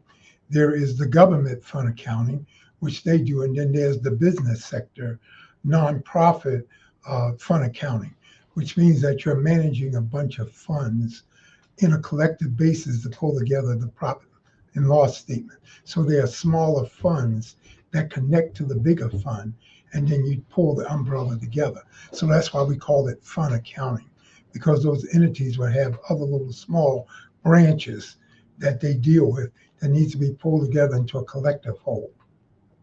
Wow, fund accounting. I remember going through my matriculation in East Carolina. I took managerial accounting, I took personnel accounting, but nobody said anything about fund accounting and knowing a little bit of the nonprofit funding process. There's guarantors, there's trustees in those areas. What kind, nonprofits, we have to put together boards of operations even to get started, and then to certify as a 501c type business, you have to allocate your board. What kind of skill set would qualify a person to manage fund accounting for a nonprofit organization? Well, let's start, I believe, RJ, back to what nonprofit is. I think it's important because people hear nonprofit and sometimes they think that means that you can't make profit. It's just that you can't make personal profit. If you want a business that's going to personally benefit you, then you need to do an LLC because that will personally benefit you. But if you're doing something to benefit a cause, benefit something else, that's what we talk about nonprofit, because that means that you don't personally benefit from the assets. Personal benefit, you can do a personal corporation. But if you're not going to benefit, you put the organization together specifically for a cause or benefit of a cause. That's why it's called nonprofit, which means individuals cannot personally benefit from the assets of the corporation. That's what it really means. So when we talk about nonprofit, it means that you have a desire to do something charitable, something that affects the community, something like the Black Business Expo, which I've been seeing the commercials. They're doing this to raise money for college kids. So they're not doing this to raise money for somebody to get a Ferrari, and it's not to get a mansion house. They're doing it for a cause. So that makes it a nonprofit. So monies raised have to be used for the purpose in which it's raised for. So that's what a nonprofit organization would involve. Now, that's when I tell people, when you sit down to say, I'm a former corporation, the first thing I ask them, what do you want? You want to make money for yourself, or you want to help affect a cause? Because it's two different things. You're not going to get rich in a nonprofit corporation. You're going to get what's called reasonable compensation. But in a business, you can become as rich as you want. It's a personal business. You can make as much money as you want. But if you're going the other right, where you're helping people, you can get reasonably compensated, but most of the assets will go toward that business entity and not in your pocket. That's basically the difference. So I remember filling out the packet of information that was necessary to get my nonprofit started. You helped me with that. Can you talk briefly about some of the information that's necessary for you to have together before you start on the nonprofit filing end? Yeah, you need to come up with, of course, a business name that nobody else is using. So you have to check with that state to make sure nobody has that name. And then, of course, you need to incorporate within the guidelines of the state that you are in. Very important. You have to have an odd number board, 3 or more people as an odd number board. As you go to your 501 status, the IRS want to make sure those board members are not related and that your board is not stacked in a family interest. So you're probably going to look at 3 to 7 board members. Also, the board members in a nonprofit cannot be paid by the nonprofit. So you don't have paid board members. You have non-paying board members. They can't even be involved in things that's going to be of their best interest. So those are the kind of things that kind of get you going for a nonprofit, because remember, you're putting together that enterprise for a cause. And so your efforts, your monies is to take care of the cause. Doesn't mean you can't get any money. It just means you can't take all the money. It doesn't mean you can't get any money. It just means you can't take all the money. I love the way you put that. Because the mismanagement of nonprofit funds can really get you in a lot of trouble, right? Yes. Can you talk a little bit about the other side of that, about, how your fund should be managed as a nonprofit and what kind of vehicles or things that you have that can help people do that? Well, we have great management tools. And one of the things that you need a bookkeeper who understands what nonprofit is, because you want to make sure the funds are set up properly. So when you go to the bank to open up a bank account, first thing they do is put your corporate papers to see how you incorporate it. So they know what kind of account to give you. whether they're going to give you a business checking account or a nonprofit business account. So they will determine by looking at your articles to see what kind of business you are. Then they'll recommend the type of financial vehicle you need to have. That being said, I remember, because I've been in business long enough to remember what we call a one-right system.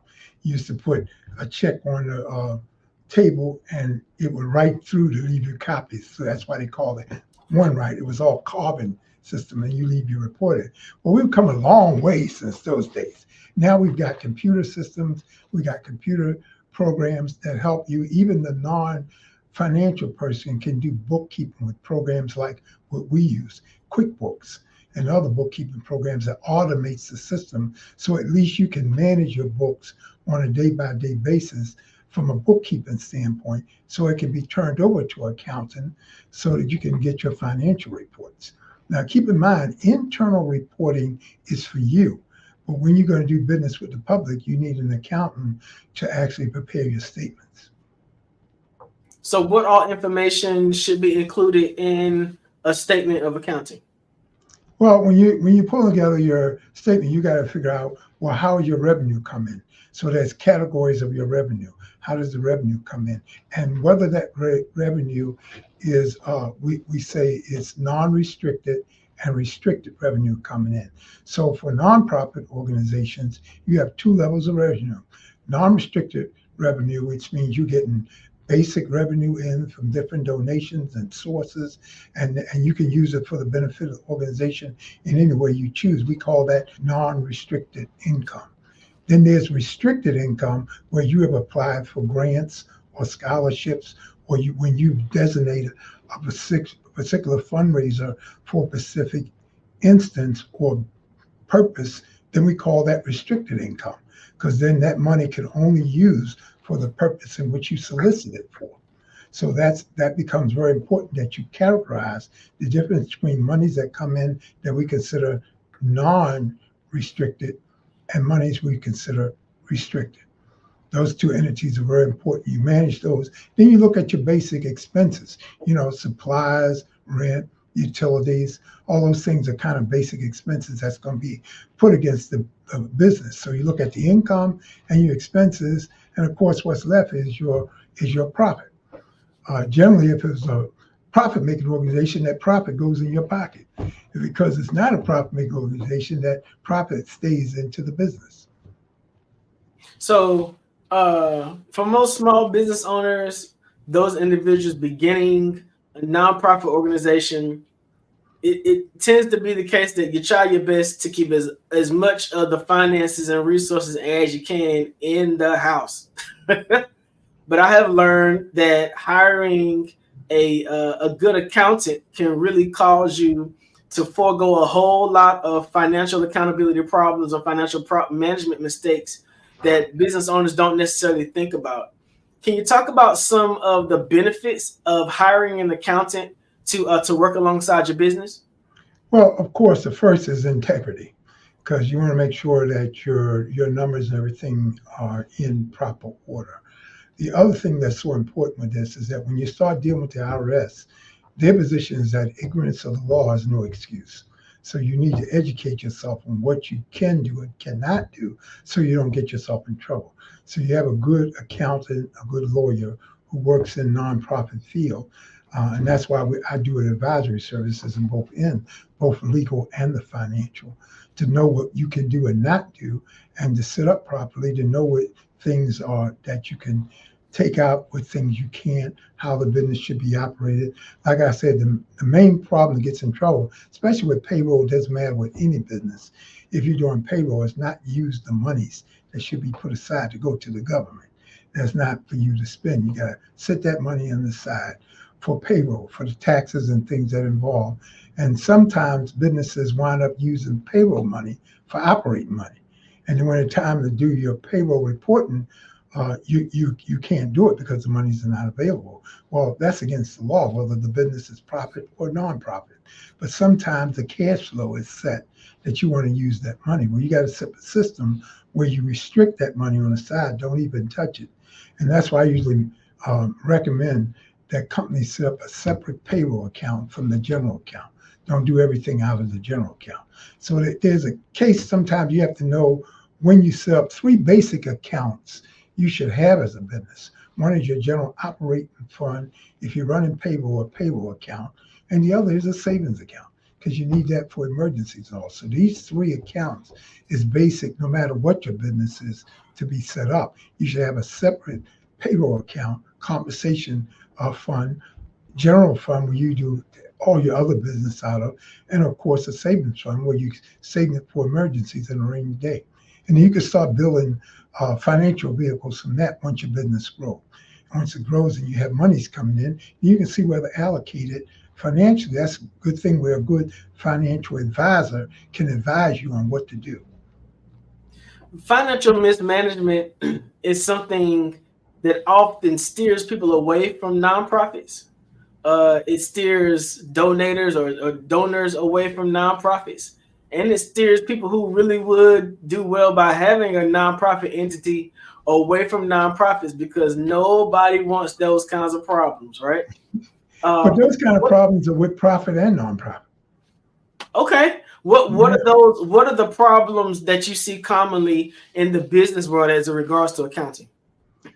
We call it arm's length transactions, which means that you have to be careful how you use your transactions. So things that are personal should become personal. Things that are business should become business. Basically, and this goes for either the profit or nonprofit, the business can only write things personally for expenses that's in the name of that business. So in other words, it cannot write checks to your personal expense from the business, because that's called arm's length transaction. It's like an arm. You do an arm's length, keep your personal stuff over here and keep your business stuff over here. So anything that's operating the business can personally pay for. Anything that's personal, you write yourself either owner's equity check, or you write yourself, you get on your own payroll and take your personal money out of your personal account to take care of your personal expenses. But when you let the business account take care of your personal expenses, that's when you get in trouble. And that's when you have issues with the whole thing. So that becomes very important. So the most thing is the rule that people understand, that check writing is not to pay your personal bills. That's not why you set up the business. It's to take care of the bills of the business. So a lot of small business owners, we begin being the business. We don't have any other employees but ourselves. So are you suggesting that we should have a payroll account in addition to the regular operating account so we can pay ourselves to that kind of service, rather than, I remember my mom and dad, we had household situations happening sometimes. We had business situations sometimes. Sometimes the household had to take care of the business. Sometimes the business had to take care of the house. How do you suggest that a business owner get out of the habit of mixing their financials that way so that they can really be solvent and accountable financially? Well, it can be hard without any financial experience, but what you gave is what 90% of businesses go through. Small businesses having to juggle between. So we set up things like this. There are things you put in the business to start. We call that owner's equity. So as you keep track of that owner's equity that comes in. So we set up the accounting. We say, okay, you're going to begin your business with $5,000 that you personally put into your money. So we call that owner's equity. Then as you start making money, the money that comes in is considered income. And then the money that's spent is considered expense. We look at the income and expense as what operates the business, but you had to have some equity in the business, whether it was a building, whether it was a house, whether you use your home office house or your own personal money to get it started. You have to put your money in as called owner's equity. Then when you need to draw money out, you draw it out by drawing what we call an owner's draw. You got to write a check for yourself. Let's say you got to pay your own mortgage now. You put a lot of money in the business, and now you need to draw money out to pay your mortgage. Well, when you write that money out, it's called an owner's draw. So you're actually writing out money against the equity that you put in. So you're not affecting your business. You just need to draw it out. So that's called owner's draw. Now, so owner's equity, you put money in. Owner's draw, you pull money out until you establish a payroll. Once it grows enough to establish a payroll, you put yourself on either a 1099 where you're a contractor with your business, or the payroll where you're taking out taxes because you have more than 2 or 3 employees that you can set up a payroll. It sounds like being a small business owner takes a lot of discipline, because when tense moments of financial distress or duress come up, it seems like it could be very easy to mess around and swipe the wrong card. Yes. If tax season just ended, we're into another tax year. What should a small business owner or a nonprofit owner do to sort of align themselves now so they don't have to deal with those pitfalls come next year? First thing you have to do is get yourself educated. The IRS website has free videos. They have free information or bulletins that you can go to educate yourself. You got to be educated on what you're doing. Just like you did the research to start the business, you need to do research to manage the business. So you need to get educated on what your industry is all about. These discipline things I'm talking about and doing are something that you have to do. Now, for a nonprofit, most of this is disciplined by a board. If you set up a right board, things are not done unless the approval of the board. The board's got to sign off on what you spend, on how you operate. That's also the difference in a nonprofit organization versus a regular business, because you don't have that much control from the board over your personal business as you do from a nonprofit. Nonprofit is board oriented. So in addition to accounting, I know that you also do professional leadership development. And you're talking about board designations now. And what I found a lot of times with some people that I know, younger people don't have as much experience. They've heard about the benefits of having a nonprofit. They're not as educated. And so they go about trying to develop a board by asking their friends and family members to be on the board. And then a lot of them come to me for consultation for business. And I'm like, which one are you going to develop? Are you going to spend your time developing your business, or are you going to spend your time developing your board? Because it is just futile trying to develop both at the same time. That's true. You're right. What are some good aspects to look for in a person that a new nonprofit is considering as a board member? Well, you say when a new nonprofit is considered board, you want somebody who has expertise.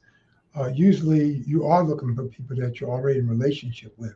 If you're doing a nonprofit, you already decided you're going to pull some people who are interested in the cause that you're going to do. And so you look for some people, not just necessarily friends, but people you can put on the board that technically, and I hate to say this, that you can pull from their expertise as free advice. Because of course, if they're a board member, they're going to give you advice and help you with expertise, where if you went to them personally, you have to pay them for a consultant fee. So you want to get people who are knowledgeable. That way, if they're knowledgeable on their board, they can give you free advice and help out. So you got to be savvy. You want to look for board members who have the ability to add some value to your business. If they're not adding value, what's the purpose? Like you said, just getting a friend, pulling together your wife and your son and your daughter, that's not helping you. You need to find some people who are willing to work with you, and that would be a part of your board, because you want to be able to pull from them. You're picking board members because they have some value that you need to pull from. This is value that you don't have to pay for. So with 50 years plus of experience in your career field, it's got to be a good thing to look back on the legacy of what you've done to build your business. What are some of the accomplishments that you've done that keeps you moving forward with your legacy? Well, I try to stay innovative, and that's very important. I try to stay ahead of my industry. I try to get all the tools to make it interesting. For instance, 20 years ago, I had 20 employees because we had to travel all over the country and do things. Today, I don't need that many employees because everything is computerized. I can have meetings like this where I'm Zooming, where I used to have to fly to a place, get a rental car, go to a meeting, be in the hotel, That's as much as 10 years ago. That's the only way I got around to do board meetings. Now I do board meetings online.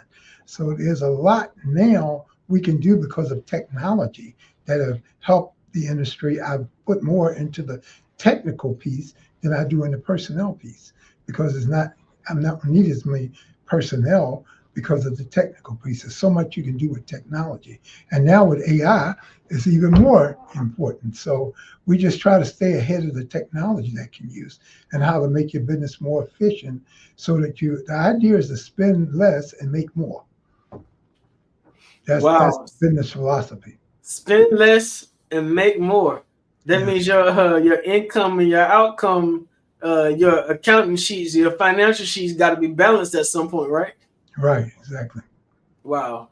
Okay, so we're talking about finances, accounting, small business, nonprofits. What does a person need to do to become an accountant? Because you talked about bookkeepers, accountants, then I know there's CPAs. What is the difference between those for those young people who may be watching this looking to start their career fair in financial services? What's the difference between those ranges of aspects of career?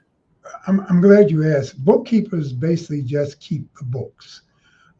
They're making sure that the income and expenses are in line. Now, I don't want to devalue that because an average bookkeeper now makes almost $100,000 a year. Bookkeeping there are a lot of schools that will take you through bookkeeping. You learn the basics of finance. You learn a little bit about how to put together a profit and loss statement, how to put together a balance sheet, how to manage the books. That's a bookkeeper. So they would do those kind of things to manage the books. That's very important. Accountant, on the other hand, takes it a little step further than the bookkeeping. And of course, they put it in accounting form. What an accountant is looking at is putting things in what we call GAAP form, generally accepted accounting principles. So there's much more than the bookkeeper who just throwing together numbers on a sheet, may make an Excel spreadsheet. The accountant has got to put it together into a better form. In the legal industry, for instance, you would have a lawyer, which is like a CPA. Certified public accountant is one who's become very certified at the top of their chart, just like a lawyer would be. And so they're able to do much more, and they're accountable for much more. And of course, the letters they produce on the financials determine how much they make. So we go through those three levels in finance: bookkeepers, accountants, and then CPAs. So we do the same thing there with lawyers, and you would have people who become people who just work with lawyers and do things like that. Same thing with bookkeepers, just work for the companies, and they're putting together numbers for the company for internal records. That's what you need a bookkeeper for. The better you have the internal records, the less money you're going to spend for the accountant. Because if the accountant has to do your bookkeeping, they're going to charge you by the hour and charge you for doing stuff that you should have already had done yourself. So years ago, when you give an accountant a whole box full of papers and figures and receipts, well, now you're asking him to be your bookkeeper. And so he's going to charge you, because all he's going to do is hire a bookkeeper and charge you that revenue to put together bookkeeping, because his job is accounting and not bookkeeping. So the bookkeeper gets what we call the trash work done, put everything together in some decent form so that by the time you give it to the accountant, you can pay less to the accountant because he doesn't have to do legwork. Wow. What things did you have to do to make transition during the pandemic? I know that a lot of times during the pandemic, a lot of businesses decreased their workflows. They decreased their human asset, their pretty much their personnel. Did what happened during the pandemic affect you and your business? It affected me in a very positive note because, for instance, I've been trying to get a lot of businesses that I have as clients to automate, and they were slow in coming off their desktop and putting stuff in the cloud. People had this scary thing about the cloud. Well, when the pandemic hit, they were forced to go to the cloud. So, which increased my business because my business was already cloud-based with my accounting. So when I linked them up, they could do things from home. They don't have to get to the office to do it. You don't have to deal with people. And they were more inept to get with programs that were cloud-based, and then I can manage them from the cloud. And then found out we can do business meetings on tools like Zoom and StreamYard and others. So it just increased my value with them. And they wound up, why didn't I do this years ago? Because you didn't see the need, or you saw the need to get to the office and then to fly me in, take me places. So I didn't have to do all those things then. Dr. Goff, you celebrated a milestone birthday not long ago. What did you start counting on? Did you all have, like, I know when I was in school, we had TI-85s. They don't even have those anymore, I don't think. What was it that you started counting on, and how has the difference? Say it again. Adding machines. An adding machine. Tick-tock add machine and pulling the lever down. But before that, I came along as a younger man with pencil and paper. Wow. We had to look at the paper and add the numbers up in our head. So we look at a paper. A good accountant was good at numbers. So you look at the paper and you can look down the line and you just add the numbers up. I was like a lot of old accountants. When we went to the ad machine, they didn't even want to deal with the paper on the ad machine. They were so used to doing it in their head, but then people got used to doing mechanical ad machines. And when the calculator came along, there were a lot of accountants that didn't even want to trust the calculator. They were still on the ad machine. So we went from all of those things to go from pen and paper, ad machines, calculators, and now we go through all kinds of things to get things going. I remember you told me one day about how you had one of the first computers in your area. It took up like a whole lot of space in your office space. What was that like, getting a brand new computer back then compared to our little laptops and desktop things that we use now? Well, in my office, we were deciding between, and you find this interesting, Xerox had a typewriter that self-correct, and this is back in 1985. They had a self-correcting typewriter, so you had to keep wasting paper to take stuff out and do whiteout. The typewriter was kind of almost like a computerized typewriter. It had a little screen on the side, and a WYSIWYG screen, they called it. And it hooked to the side, but it was monochrome, hooked to the side of the typewriter. And you could look at the screen and type, and of course you could correct yourself from the screen instead of putting it on the paper. Well, that machine back then was like a $5,000-$6,000 investment in 1985. Typewriter? Typewriter. So the computers were just coming out, big monochrome computers. IBM, they had two large floppy drives. They were You talking about monochrome with the white cursor or the green one? The green one, the green cursor with the two 5 1/4 floppy drives. One was an operating disk, the other was a data disk. And you put that in the machine, and you work from there. Those machines initially were like $5,000 to $8,000. I paid $7,000 for one at a card shop.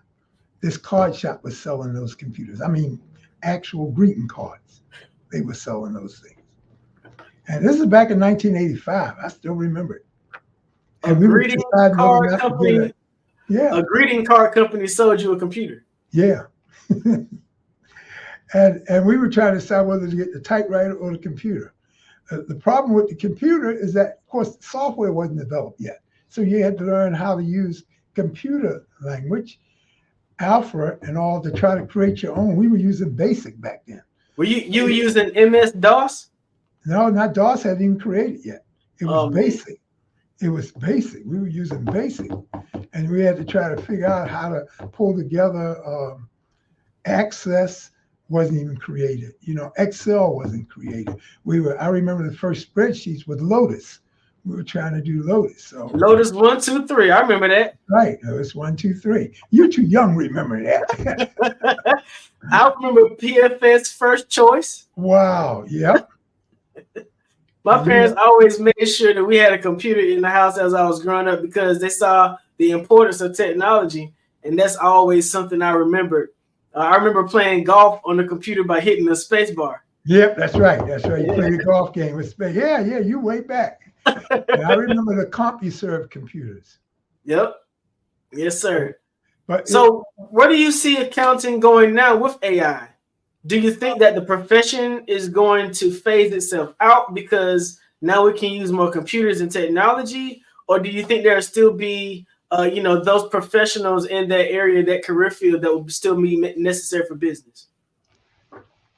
When people ask about what they should go into now, I said two things. First of all, I don't see it fading itself out. But you got to remember, with all this technology coming along, we need people who are going to service that technology. So you need to be going into engineering and think. These things are eliminating jobs for users, but creating jobs for technicians. So you got those two things involved. What the technology is doing is making the uses of technology easier. Just like any automation, we got factory automation, things that's going to technology on building cars or doing factory things. Machines have taken over to do things. You don't need as many personnel to do stuff, but somebody still need to fix those machines. Has everybody thought about the technicians need to be done now, not the users. Forget the users, let's move to the technician.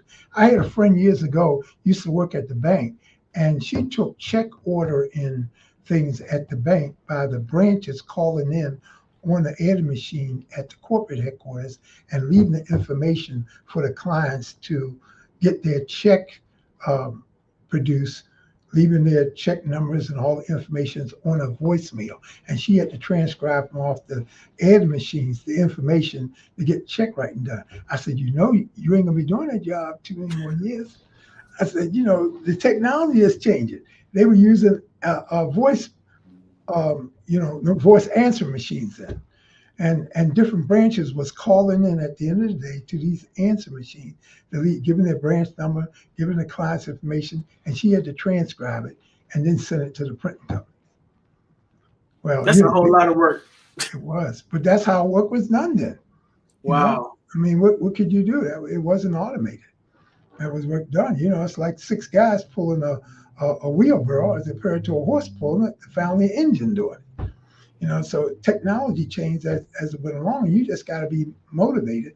People think, I just turned 75 last year, and a lot of people wonder how I stay ahead of the game. I've always been a good thinker, so I'm always thinking of technology. I'm always trying to stay ahead with the latest things so I can keep myself innovative, so I don't lose behind the game. The people, you're talking about what's happening with accounting and finance and with legal things, the people who don't stay ahead of the technology lose out. Because if you don't learn how to use the tools or the software or the things that's innovative, you won't be able to stay ahead of the game. I have to know what my clients are using so I know what to use. I have to stay ahead of where they are. When they know this, I need to know this.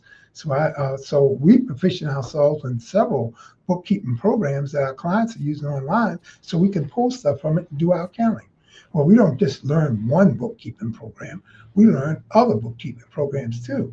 And we have a preferred one we'd rather our clients use, but it don't mean we don't know some of the others. We have to learn some of the others because people always got preferences. And so we learn how to operate through all those preferences so that we can do our job too. So for instance, I use a Mac and a PC because I need to know both formats. So I'm using Mac. I use for some things. The PC I use for some things. I got clients who are Mac clients, and I have clients who are PC clients. So I have to know which elements to work with them on. So it's very important. This has been an amazing wealth of conversation. I really, really wanted to get into succession and estate planning. We just did not have enough time. We're going to have to do this again. Right. But I really appreciate you coming on the Black Business Network, sharing your knowledge and skill set with our listeners. Can you give everybody information about how they can reach out to you for any accounting needs? Maybe there's small business owners or nonprofit organization executives who need to reach out and get your knowledge. Yeah, we have our site is dmgprofessional.com. And we're a national-based organization. We're not just, even though we land in North Carolina, my client base is nationwide. So I'm dealing with nonprofit businesses all over the country. dmgprofessional.com. If you go to our website, you'll get the information off of there. You can email us, you can call us, and we'd be glad to service you. Go to dmgprofessional.com and Dr. Dennis Miles Goffin to take care of all your accounting needs. Thank you again so much, and we'll see you on the other side. Genius is coming, and I'll see you on the other side. Thank you. Wow, what an amazing, valuable conversation about accounting. If you're a Black business owner or if you're a corporate executive, I'm sure he shared some tips with you that can help you along the way. This is the Black Business Expo. The mission is to raise funds for high school seniors going to college or K-12 entrepreneurs. This expo is a fundraiser for students. You can go to www.blackbusinessexpousa.com to donate to the scholarship fund, or you can use the Cash App that's on the bottom of the screen, $BBXUSA. Our goal is to give laptops and up to $5,000 to 10 deserving students. Students can register online at www.blackbusinessexpousa.com. Remember, every dollar counts, so we want to remind you to donate to the scholarship fund. We want to thank our Black Business Expo USA sponsors for April 2024. NC100, Moody Capital Partners, Suede Soul, Lotus Richey Coaching and Training, Carolina, Virginia Minority Supplier Development Council, Step Management, The Hello LLC, Barbara H. Smith LLC, Margie McLean Foundation Incorporated, Genius is Common, Earth Essentials, Melanie Shawnee Global, 5-Star BDM Media, Executive Women's Success Institute, The Quality Coaching Company, Superwoman Business Services, Creative Force Studios, Lee Entertainment, Artistic App Design, and Black Business Expo USA. My name is RJ Stevenson, the CEO of Creative Concepts Production and Design, located here in Fayetteville, North Carolina. Thank you for watching the Black Business Expo. Please continue to watch. Our evening session is about to begin. Genius is coming, and I'll see you on the other side.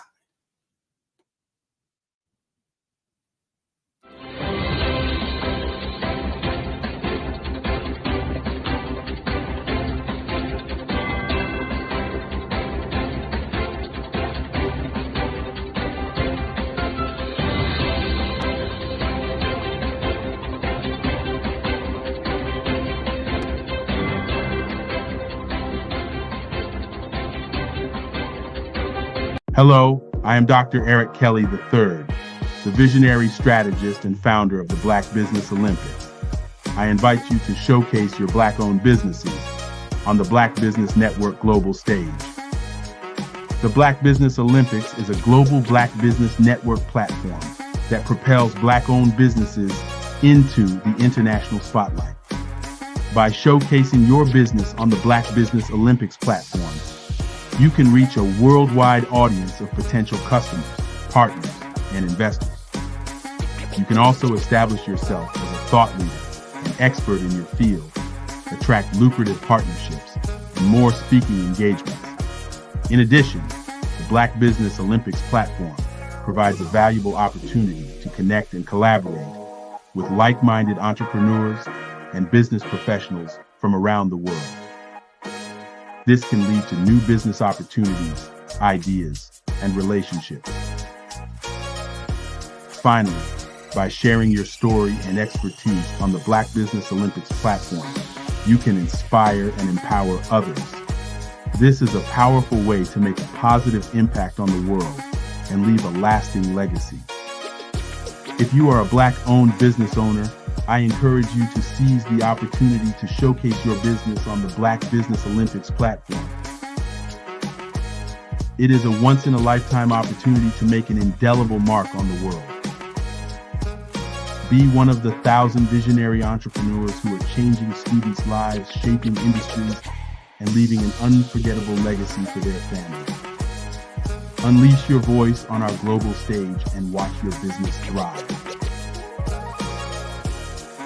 Black Business Olympics is one of the largest black business showcases in the history of black business in the world.